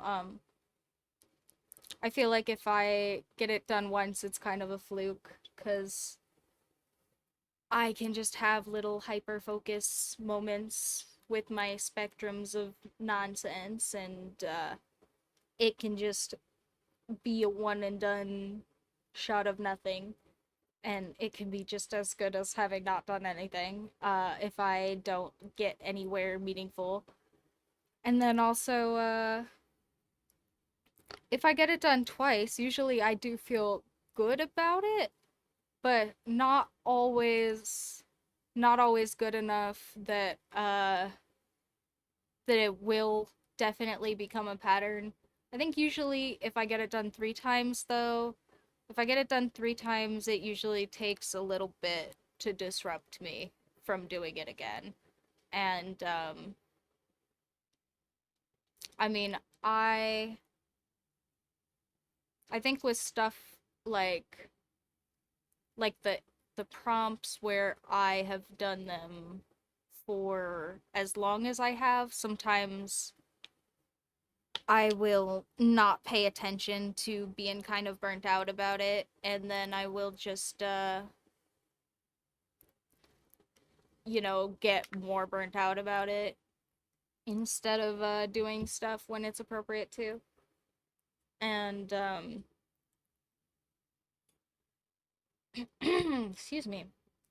Like I said, my allergies are kind of giving me a run for my money. Hopefully, I don't completely lose my voice until after I'm done with you guys.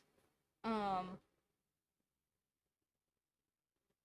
and I think for this one, guys, I am gonna mostly just use these Micron pens again. I have been still just using mostly these Micron pens, and then some just random pens for accents or additions or whatever. I do have so many of these that it feels kind of silly to not just use them if I am enjoying using them, because I mean they are ink pens and I got some of them from the Art Snacks box, so I feel like that fits all of all of the criteria, other than some some people who are doing the Art Snacks box won't have all the other pens, and sorry guys, but honestly I think they gave enough variety that uh if you wanted to use a lot more ink out of an individual pen, you could certainly do all of the things that I have done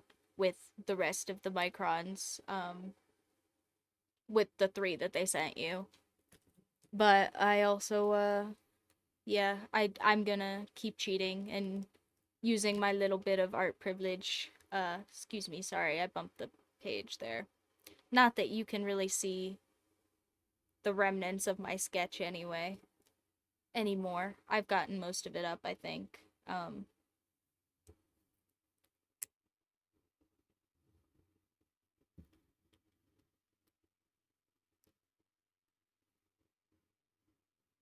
But yeah, I do really like these micron pens. They have been they have just been really good to me in general. I really like them even from before, uh, which is why I have so many of them. The pen tips just stay really nice for a really long time. I think they're felt tips, technically, most of them.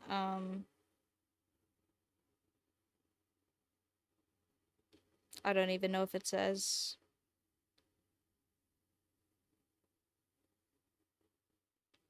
I don't think it even says, but I do really like them, and I have used them for all sorts of stuff. They are waterproof, they're archival ink.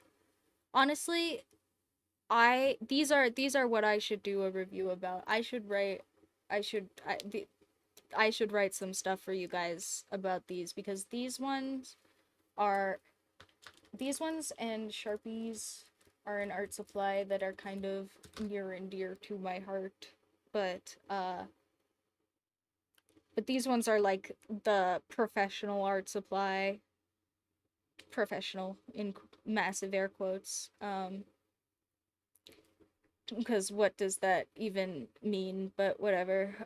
These are like the nice art supply that I use that are just like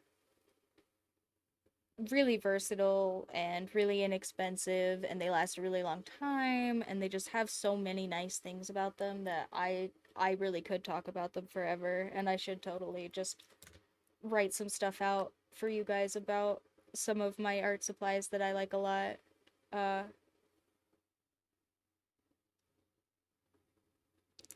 but again, that's another project for me to do, so who knows? Who knows what will actually happen. Maybe something, maybe nothing, maybe my stomach thing will come back and I will explode. Who knows? We will we will see what the future holds for the very best of us. Sorry, I am gonna keep being a dork also, for the record. Just in case you thought I was done being a dork. Every time I see the little anime cheekies on my face, I decide I have to be a dork again because I feel goofy but also awesome at the same time. It's kind of a unique emotion.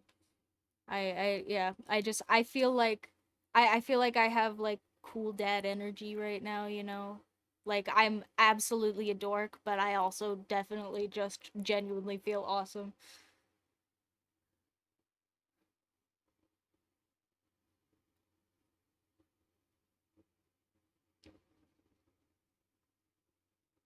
Like, oh frick, I'm so bad at names, but who is it? Who is it that's got the frickin' I can't turn my cat backwards because it's under my headset, but be like, hello fellow kids, you know? Got the skateboard behind me. Don't have a skateboard, but like, you know.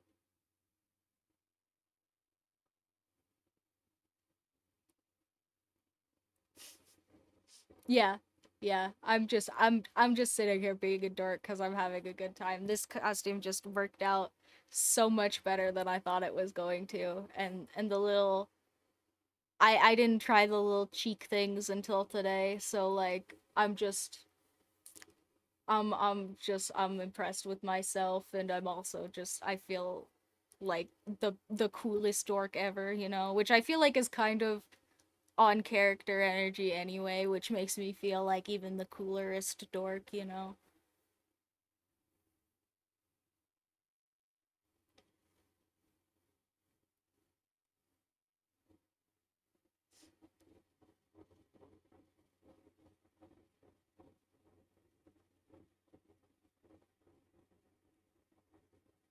It's happening, guys. I picked a place. I'm gonna draw these little signpost things first, and hopefully not off center them too terribly while I try to ink them in. Oh, I definitely missed that bottom line quite a bit. I'm gonna just give it a random no reason border because that's fine. It's better than it looking like I made a big fat mistake. We could just use that as like the bottom of the walk thing, you know? Like, there we go.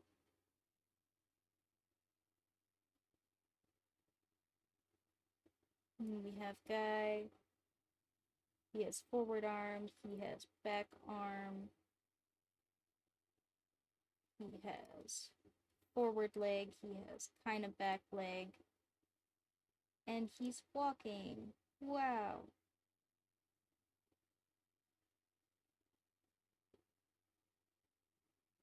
I'm just gonna thicken him up a little bit because I think he looks a little sticky, you know, twiggy. I know the little walk guys are just stick guys, but like they do have some thickness to them, you know? They're not like they're not just lines.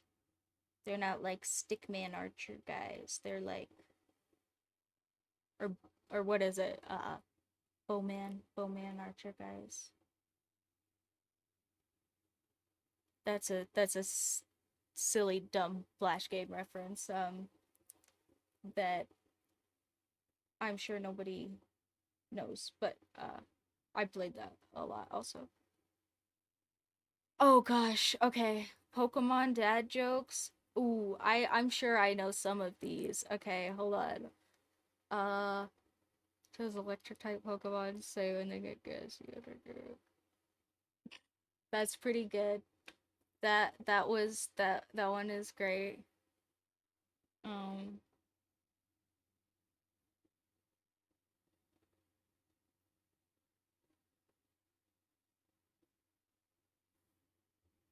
oh, uh, what's the best way to get all the water out of a Pokemon tank? Lots of gulping.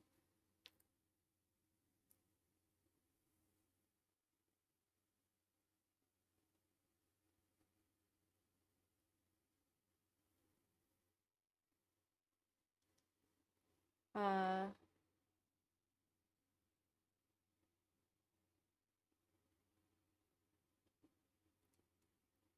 I'm trying to activate my brain now. I remember there was some goofy little Pokemon game I used to play. I think on the GameCube. I'm gonna date myself again, guys, and talk about old video games.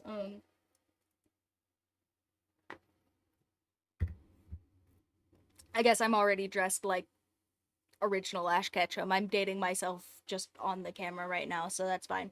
Um, but oh, I just thought of I also know a lot of Pokemon jokes based on the main character's name that I'm pretty sure are offensive enough. I'm not gonna tell them, but uh there are so many Pokemon jokes actually for real. I'm sure I know some Brock womanizer ones that I just won't tell cuz we don't want to be too mean to Brock either. Brock gets enough crap in the show for being literally the only adult walking around with a bunch of kids all the time. So it's kind of no wonder he makes a pass at every other adult woman that crosses his path. It's like, please come on my adventures. I don't want to be alone with these children anymore. Um, I'm sure I do know some other just dad silly Pokemon jokes. Uh, because there was this one GameCube game I used to play that was like Pokemon. It was like Pokemon, but the point it was not like a Pokemon game. It was just like Pokemon themed, kind of like studio tycoon type game where you had like a Pokemon and you could watch like TV with your Pokemon and hang out and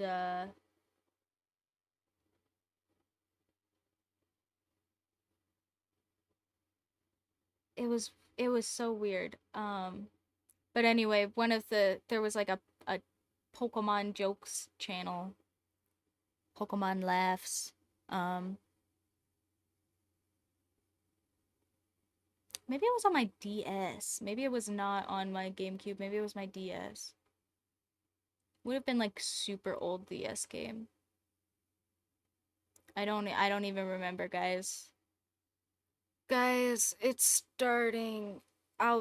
It's I say it's starting. It's been happening. My childhood is far enough away and also was crappy enough to begin with that I didn't uh remember stuff well enough, and now I don't remember things.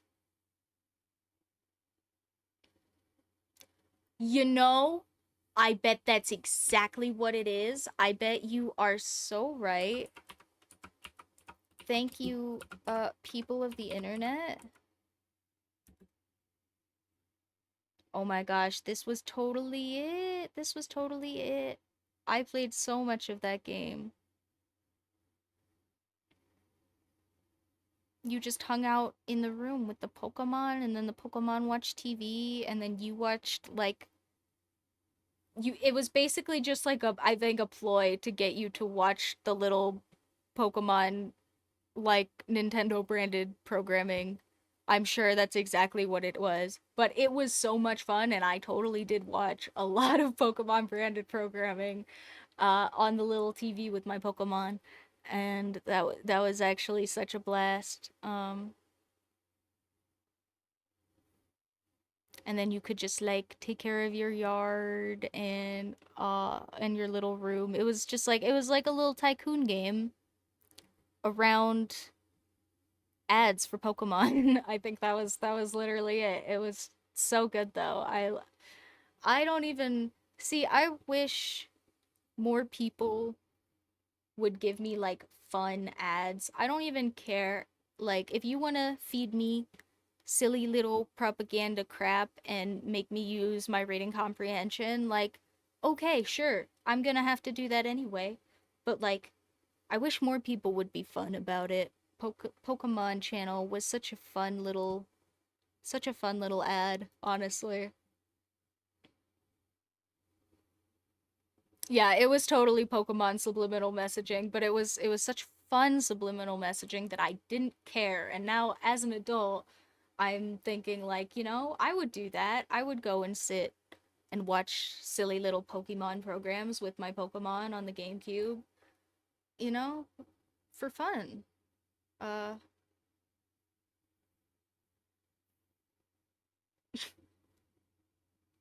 but also, yeah, I feel like a lot of the time it's like, haha, look, if I put my game on boobs, you will give me money, yes? Look, they're high res boobs, and I gave them jiggle physics money, and it's like, okay, but I have those in real life. I can see them for free with my video games, and then they go, oh, well, abs give us money, and it's like, no, you're trying too hard. Give me video game. Give me video game that is fun to play. Give me less glitching into the floor and losing my high score and being really frustrated about main mechanics of the video game, etc., etc., etc. complaints. Um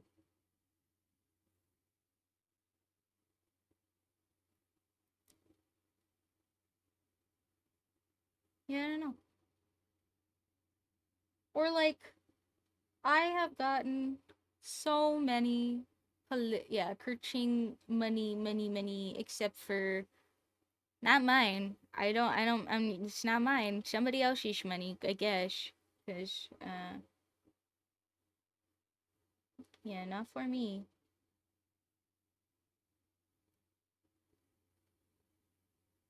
People that don't have their own boobs, I guess. Stinks to be them. I've got mine and my girlfriend's. Times two. Times two free boobs. I don't have to pay for them or anything. Well, I guess, you know, I I live with my girlfriend. There are shared expenses there, certainly, but that's a little bit different. I don't directly pay for boobs in any capacity. Oh, cat. I was gonna make a joke, but I'm not going to.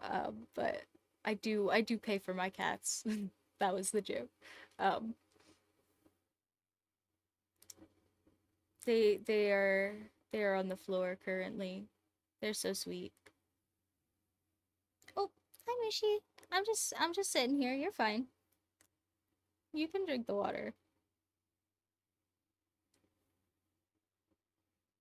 I put their water fountain under my desk because they just like go under there and hang out anyway and then screw with my cords and stuff, but I figured it would just be a good spot for them to be anyway. And then after I put it under there, they started being skittish of my feet while I'm down there. I don't get it. I guess maybe they get like relaxed by the fountain and then they're not paying enough attention to not get freaked out by my feet. I guess that must be it.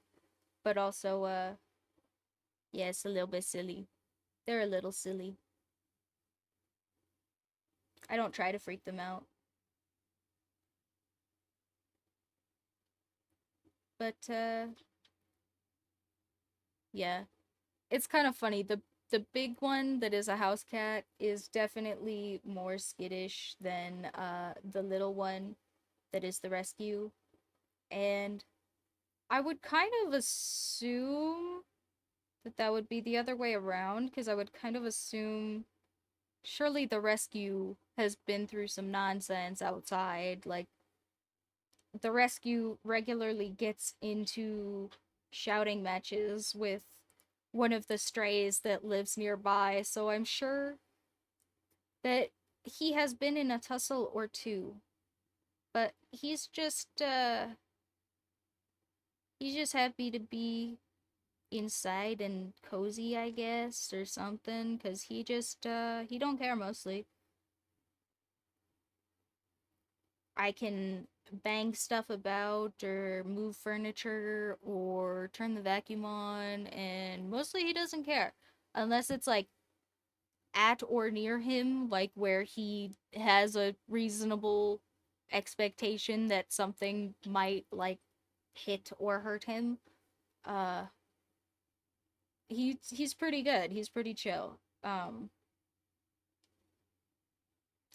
The other one, however, the house cat that has no reason to be scared of anybody, that everybody has been super careful of since he was like itsy bitsy, and who I'm sure has been tapped by my feet a couple of times and never hard enough for him to even like yell at me or anything or bite me or but he does run away. Like he does run away like I stabbed him or something and he does jump at like frickin' everything. He's just way more nervous than the other cat.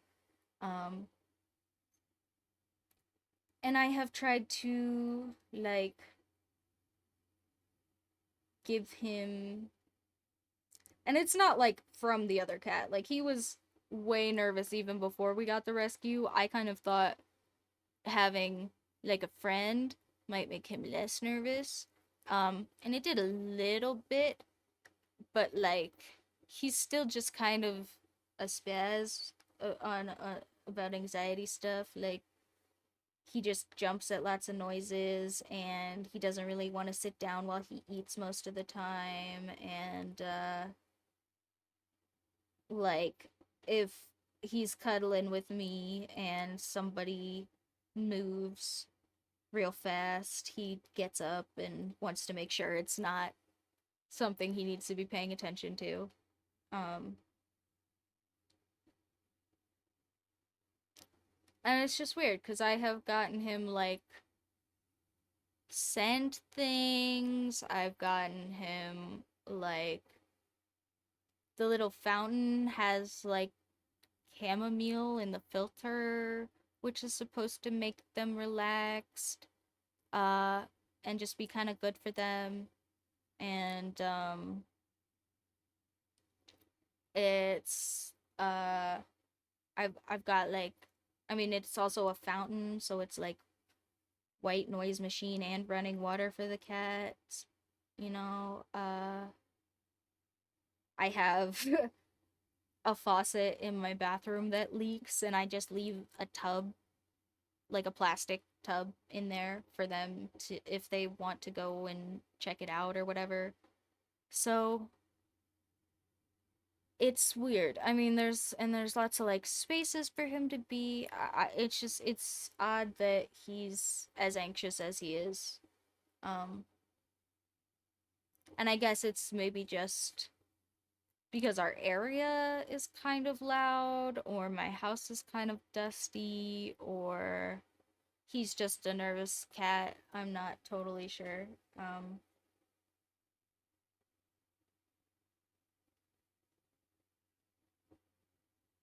but but yeah, it's kind of funny that the nervous one is the little pampered house cat that doesn't really have much reason to be nervous of anything.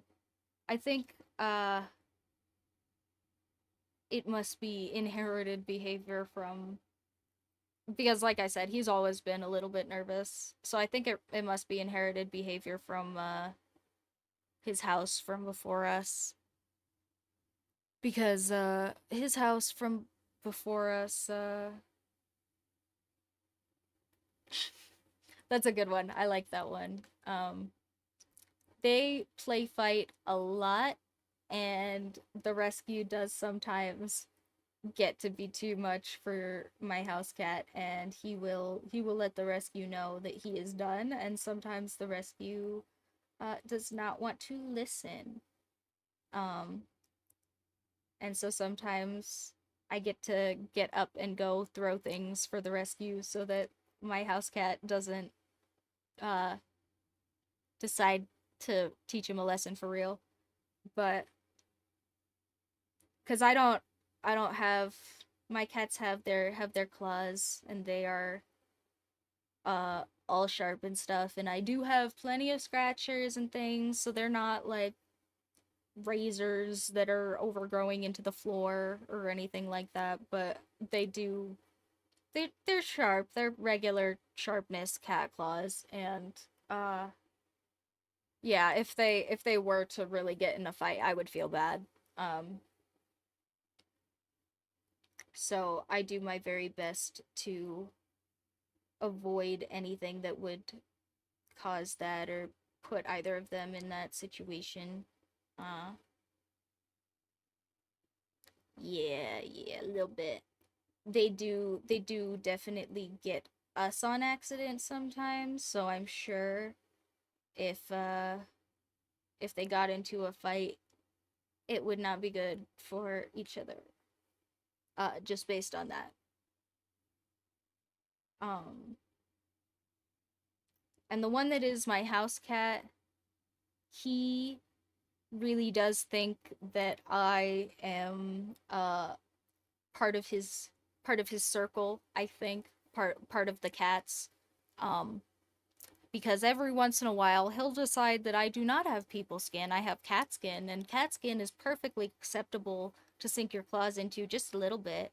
Um and he will just like bat me like I am a cat also, with his claws just like a little bit out. Except for I am made of flesh, so that is just stabbing me. Uh and that stinks a little, but I don't know how. I think he watched my girlfriend come in and tap me on the shoulder a couple of times, and him coming up and patting me with his claws a little bit out is like the cat version of that. Um, like just to get my attention. And it's really hard not to respond to him when he taps me with his claws because I'm not paying attention. Uh, so I'm sure I've enforced that behavior now. Um, yeah, I guess a little bit of acupuncture will have to be uh the thing the thing that happens there, cuz yeah, I have no idea how I am supposed to untrain him from doing that. Um Besides just ignore him better, and Yeah, I don't think I'm gonna be capable of that one. So, I think he's just gonna keep stabbing me. A little bit, though, so it's okay, I guess. At least, I think he has mostly stopped deciding I'm an acceptable object to. He used to try and climb me. Um, because when he was very small, that was fine, and he could totally, like, climb up my pants or whatever, and it wouldn't be a big deal. Um, but he's like a 13-pound cat now. Like, he's bigger than people's small dogs. Uh, and he has claws that are just as long as his fingers. So if he stabs me to climb me, he's definitely gonna climb me, and he's also gonna leave like a bunch of puncture holes up the side of my leg, and he doesn't quite get that second part. So yeah, that has been a little bit much. He doesn't realize how big he is, I think, is the big thing. And he would like to be a tiny little shoulder kitty, and I would love for him to be a tiny little shoulder kitty, but he weighs 13 pounds. uh I was thinking maybe if I do get motivated to like work with my sewing machine some more and get some more projects and things done, um I could get like I could build like some little appalettes or something that would have like cat seats in them, like some little shoulder pads or something for him to climb up into, and that way he could still sit on my shoulders. Uh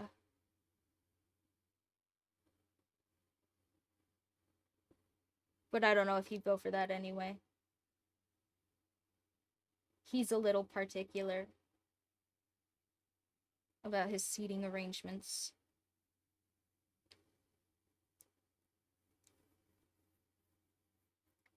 Yeah, yeah. I'm not quite that tree. I am I am more bush. Uh like crab apple maybe.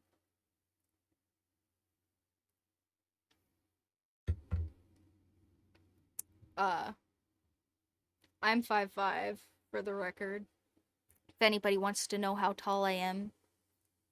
I am exactly average height for AFAB people in the US. So, um that's kind of neat. But I also like I said, live in a predominantly white area, and that means there's lots of tall people around me of European descent. So yeah, it makes me feel shorter, even though I'm not actually like small. Uh, I am average size, but yeah, my partners are both more about your height. They both get to look down and call me short.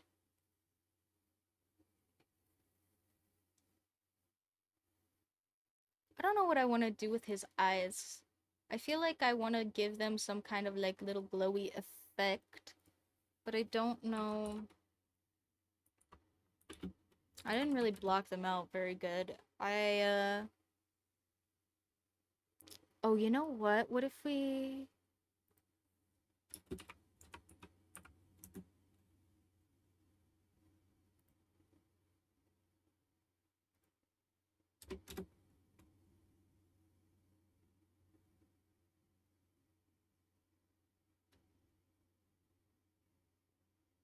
Okay, okay.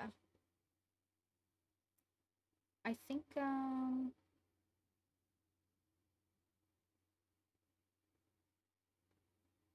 what if I just put like a little highlight in the corner there, and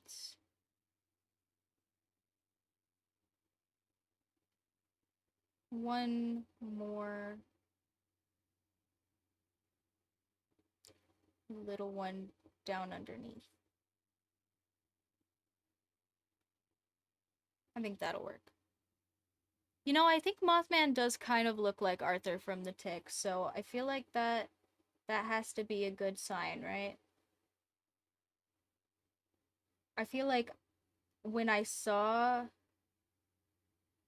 Arthur in The Tick, Arthur's the sidekick, right? I feel like Arthur is the sidekick. So if I'm totally off on that, then somebody will have to tell me I'm being silly. But the sidekick, I did feel like looked.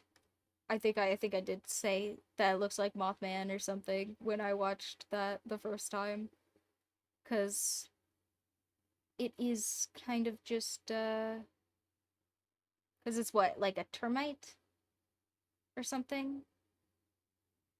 Uh, I feel like termites are kind of like moths. I mean, they're not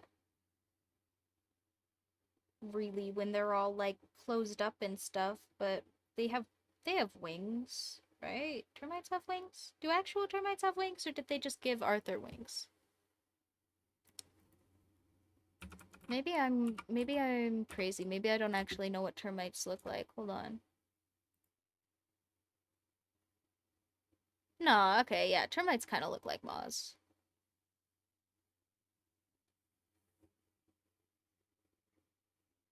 Oh, only lady termites have wings for reproductive purposes. I see.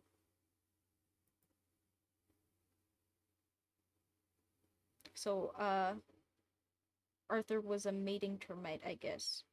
That's fun, side lore.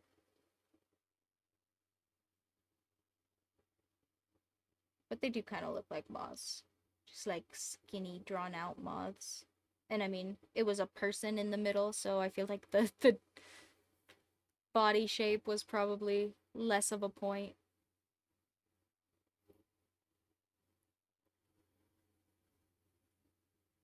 And then we'll give some little fuzzy Mothman details to these little. They're not antenna. What is it that the Mothman. Are they antenna actually? I don't know. Are they just like fuzzy antenna? I don't know what the are they like they're feelers of some kind, obviously. I don't know what moths have on their head. If somebody else knows, they'll have to tell me. I like learning new things. Otherwise I'll find out later, probably.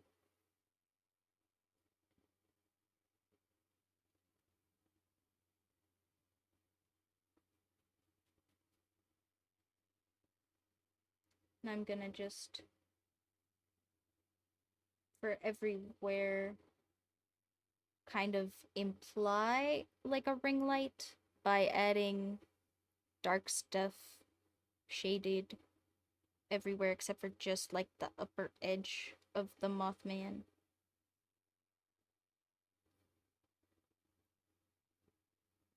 And I think that's gonna look kind of nice.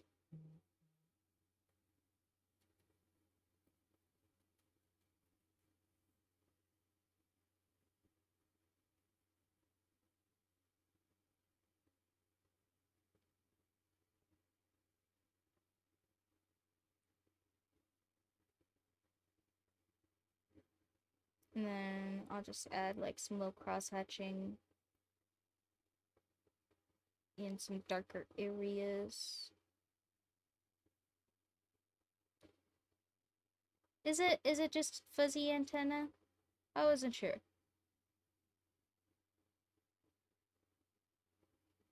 Or antennae or whatever it is for a plural.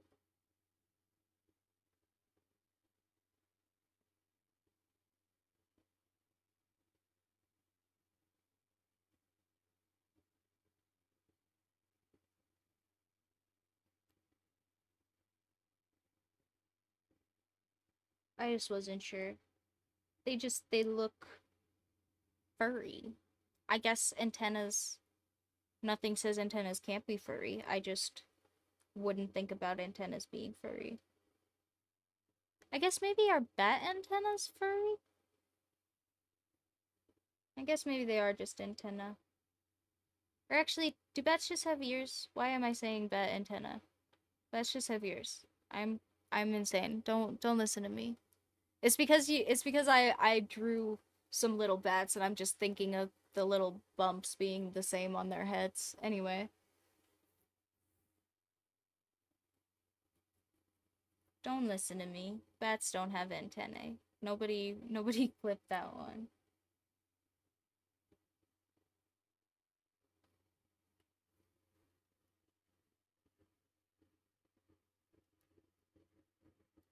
We don't want to be misleading. On purpose anyway. Or on purpose, not for fun, you know.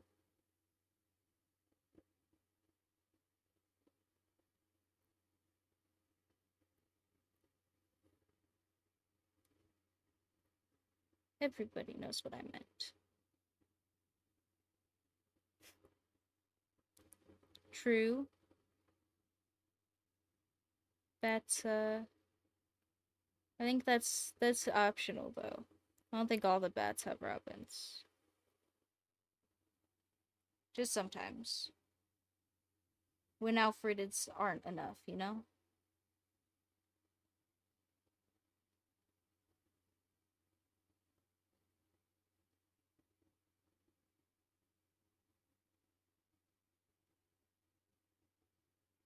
Sometimes they have cat ladies. Or I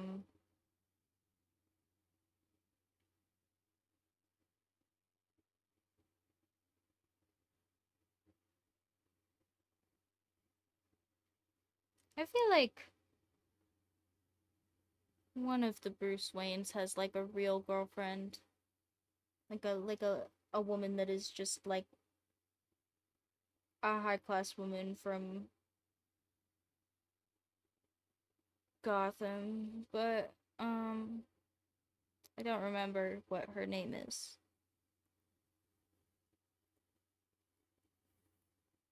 Uh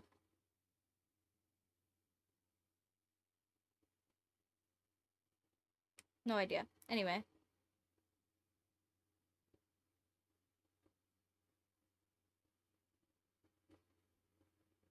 I was super into Batman when I was a lot younger, but I have not consumed much Batman media as of late. Not that there is a ton coming out right now available that I would probably want to watch.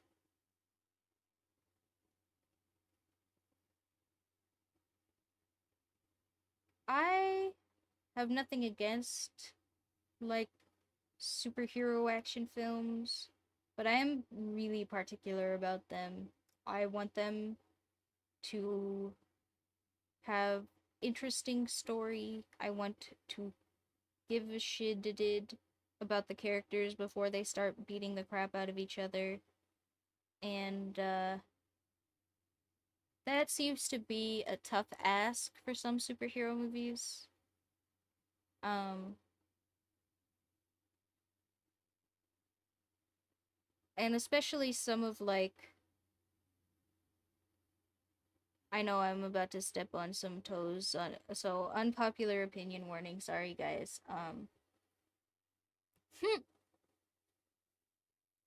But like also, I really have not wanted to watch like any of the newer Marvel movies. Like pretty much all of them seem like team ups for the heck of it, or like uh, just kind of nothing nonsense cash grab stuff, or like even some stuff seems uh just like it's not even like somebody like nobody even thought about making it. Like some stuff just seems like it must be like a program wrote what would be the next big film, and then some people just like put together a film. Like there are some that seem like there has to be absolutely no thought put into anything, and then people and the stuff that people end up having fun with are like one really good special effects scene, or like one instance of like really good character work, or something that just doesn't matter in the wake of the rest of the film just not being all that good. Uh and I just haven't seen a superhero film that I enjoyed in a while. It's a little sad because I did really used to like Batman. I used to watch a lot of Batman. I have watched the first Spider-Man movie. I have no idea how many times. Or uh I really liked The Incredibles. I know that one's goofier and animated, but that was a really good superhero movie that I really enjoyed, and still holds a little place in my brain. And I feel like a lot of the superhero stuff that I see nowadays is really not for me. It really is not for uh people that want to watch superhero stories. It's for people that want to watch people getting beat the crap out of each other. You know, it's just not my thing. For real, I kind of hard agree with that one. I also really liked Finding Nemo. That was a fun movie. And I've got all sorts of parent trauma issues, so I really appreciate, you know, fun little family healing stories. Those are all really good. And I think that the characters in that movie are good. It's one of those movies that you can watch as a kid and enjoy, and then also watch as an adult and enjoy, just on a different level, you know. I think it's I think those are really good style family movies.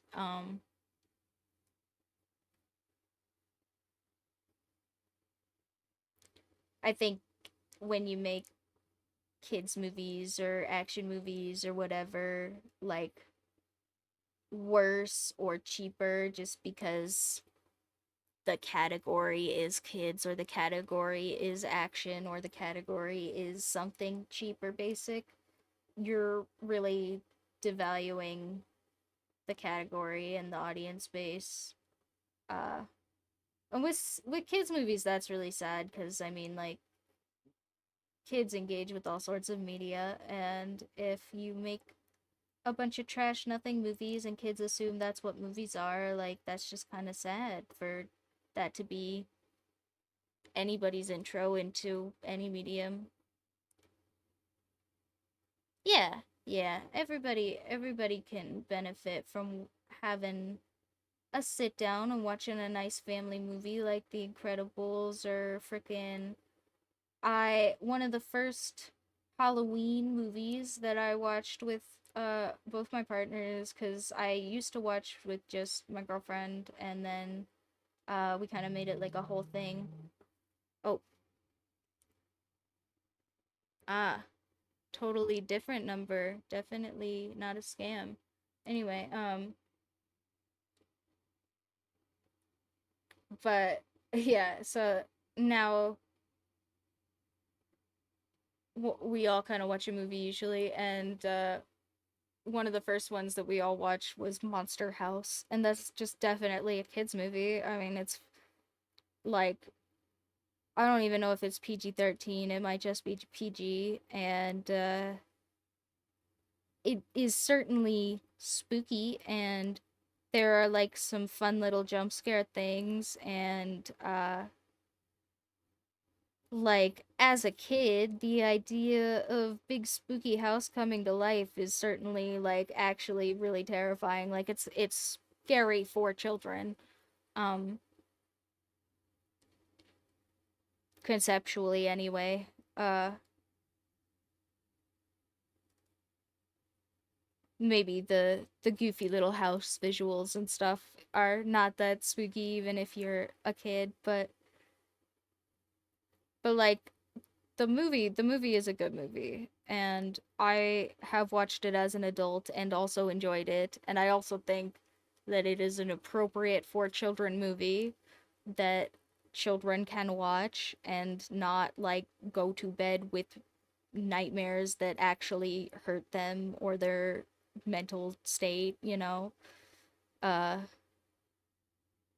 and I think that there should totally be more movies like that, and I think that superhero movies are certainly a category where some of that has gone away. And I have noticed, even in my shorter time being alive, that some of that has gone away, at least here in the US, in media. And that's kind of sad.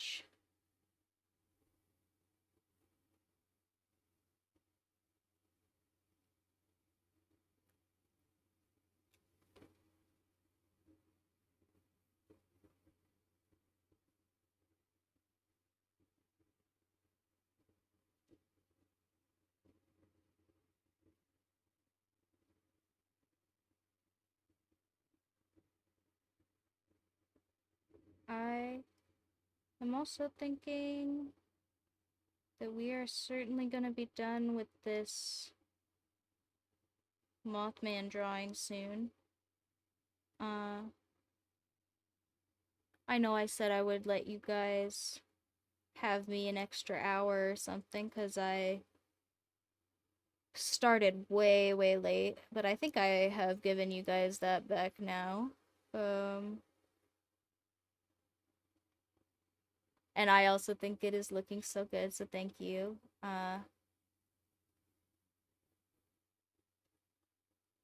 I can tell that I am rushing through some of these lines because some of them are a little wiggly and not my finest work, but that's alright. Uh,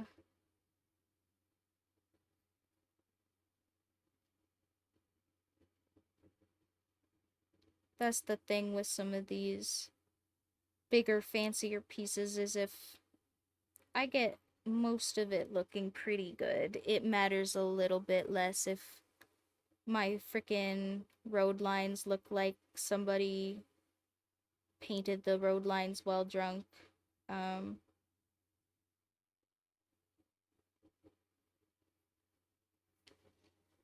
that's okay, I think. I'm just going to still make it a little bit thicker because I still think it looks a little bit thin to be a road line, and will give me one more opportunity to make it a little cleaner.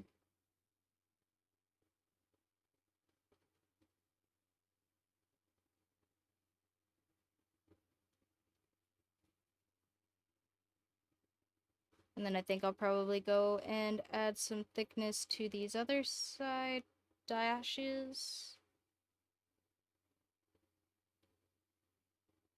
Ah, well, thank you, thank you. Um, I don't know how well that holds up for me, not living in the UK, but I'm gonna take it as a compliment anyway.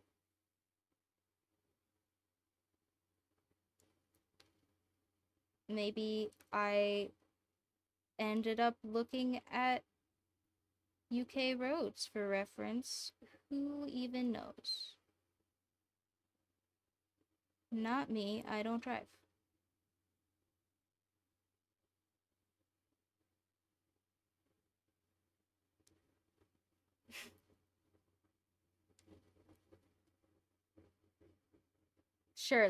Surely that has to be it. I have seen some painted pretty bad in real life, so Okay.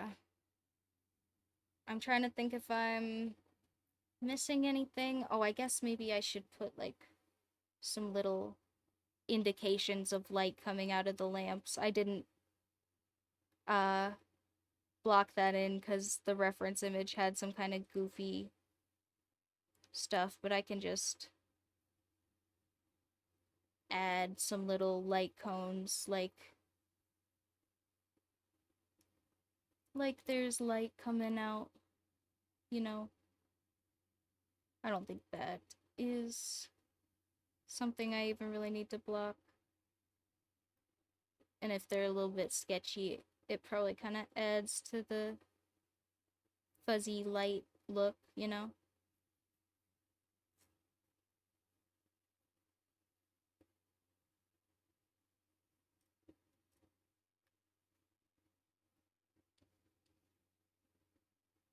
And then I'll just kind of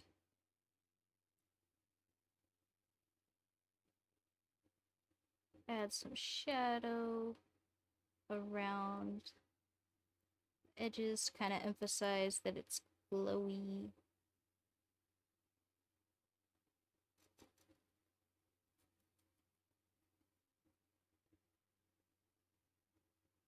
Oh yeah, and then there was supposed to be some woods over here. That's what I was gonna do.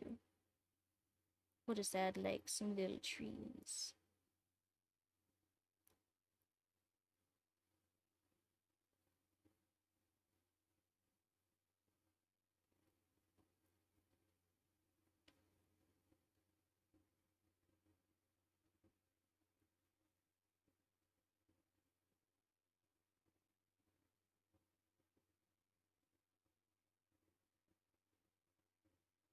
And then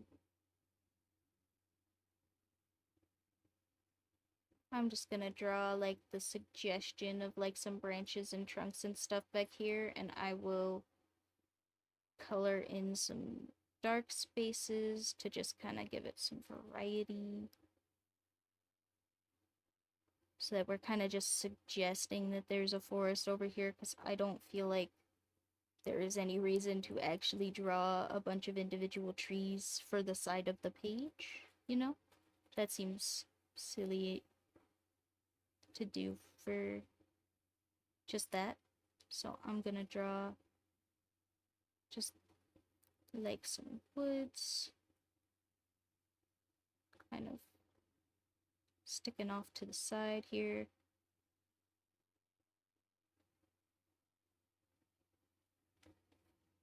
And voila.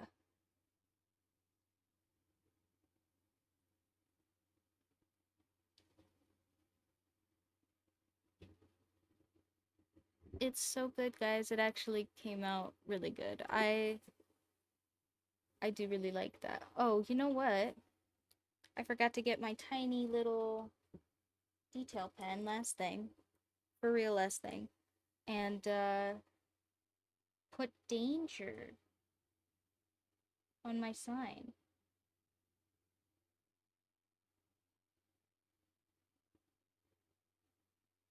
Danger. Danger, Mothman. He's gonna get you.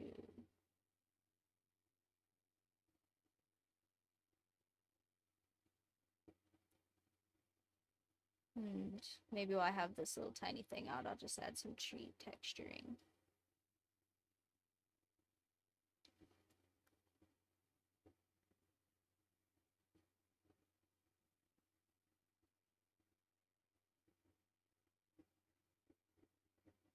Doo-doo.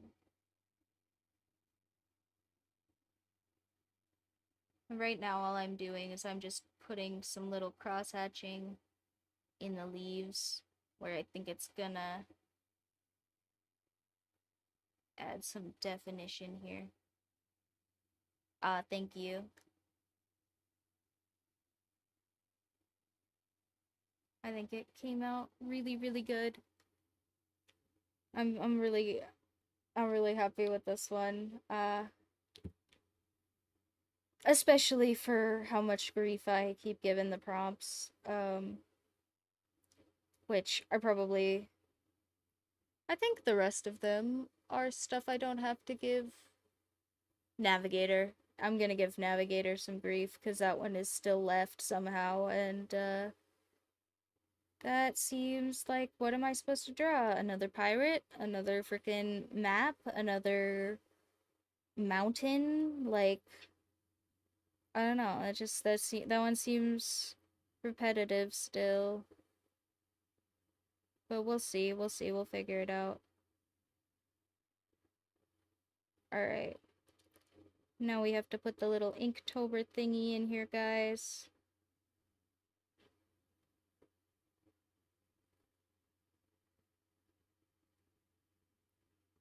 We have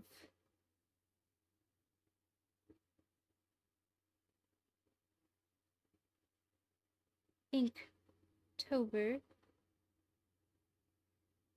That one's a little bit more squished than some of my other Inktobers, but it's fine. Don't even worry about it.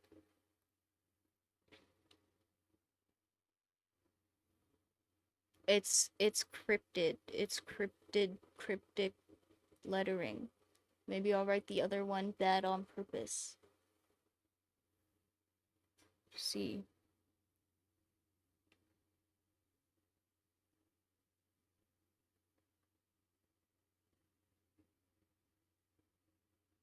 $27.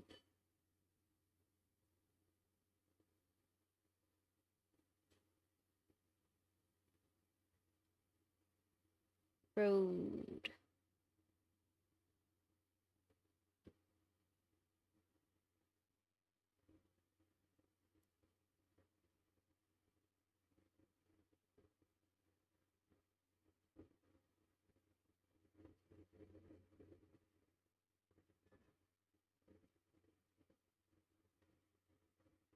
Wow. That's terrible. I can barely read it and I'm sitting right here. Perfect.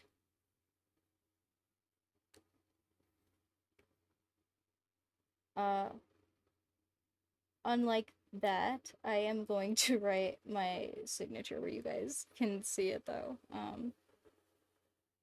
And just put that real visible right here for once.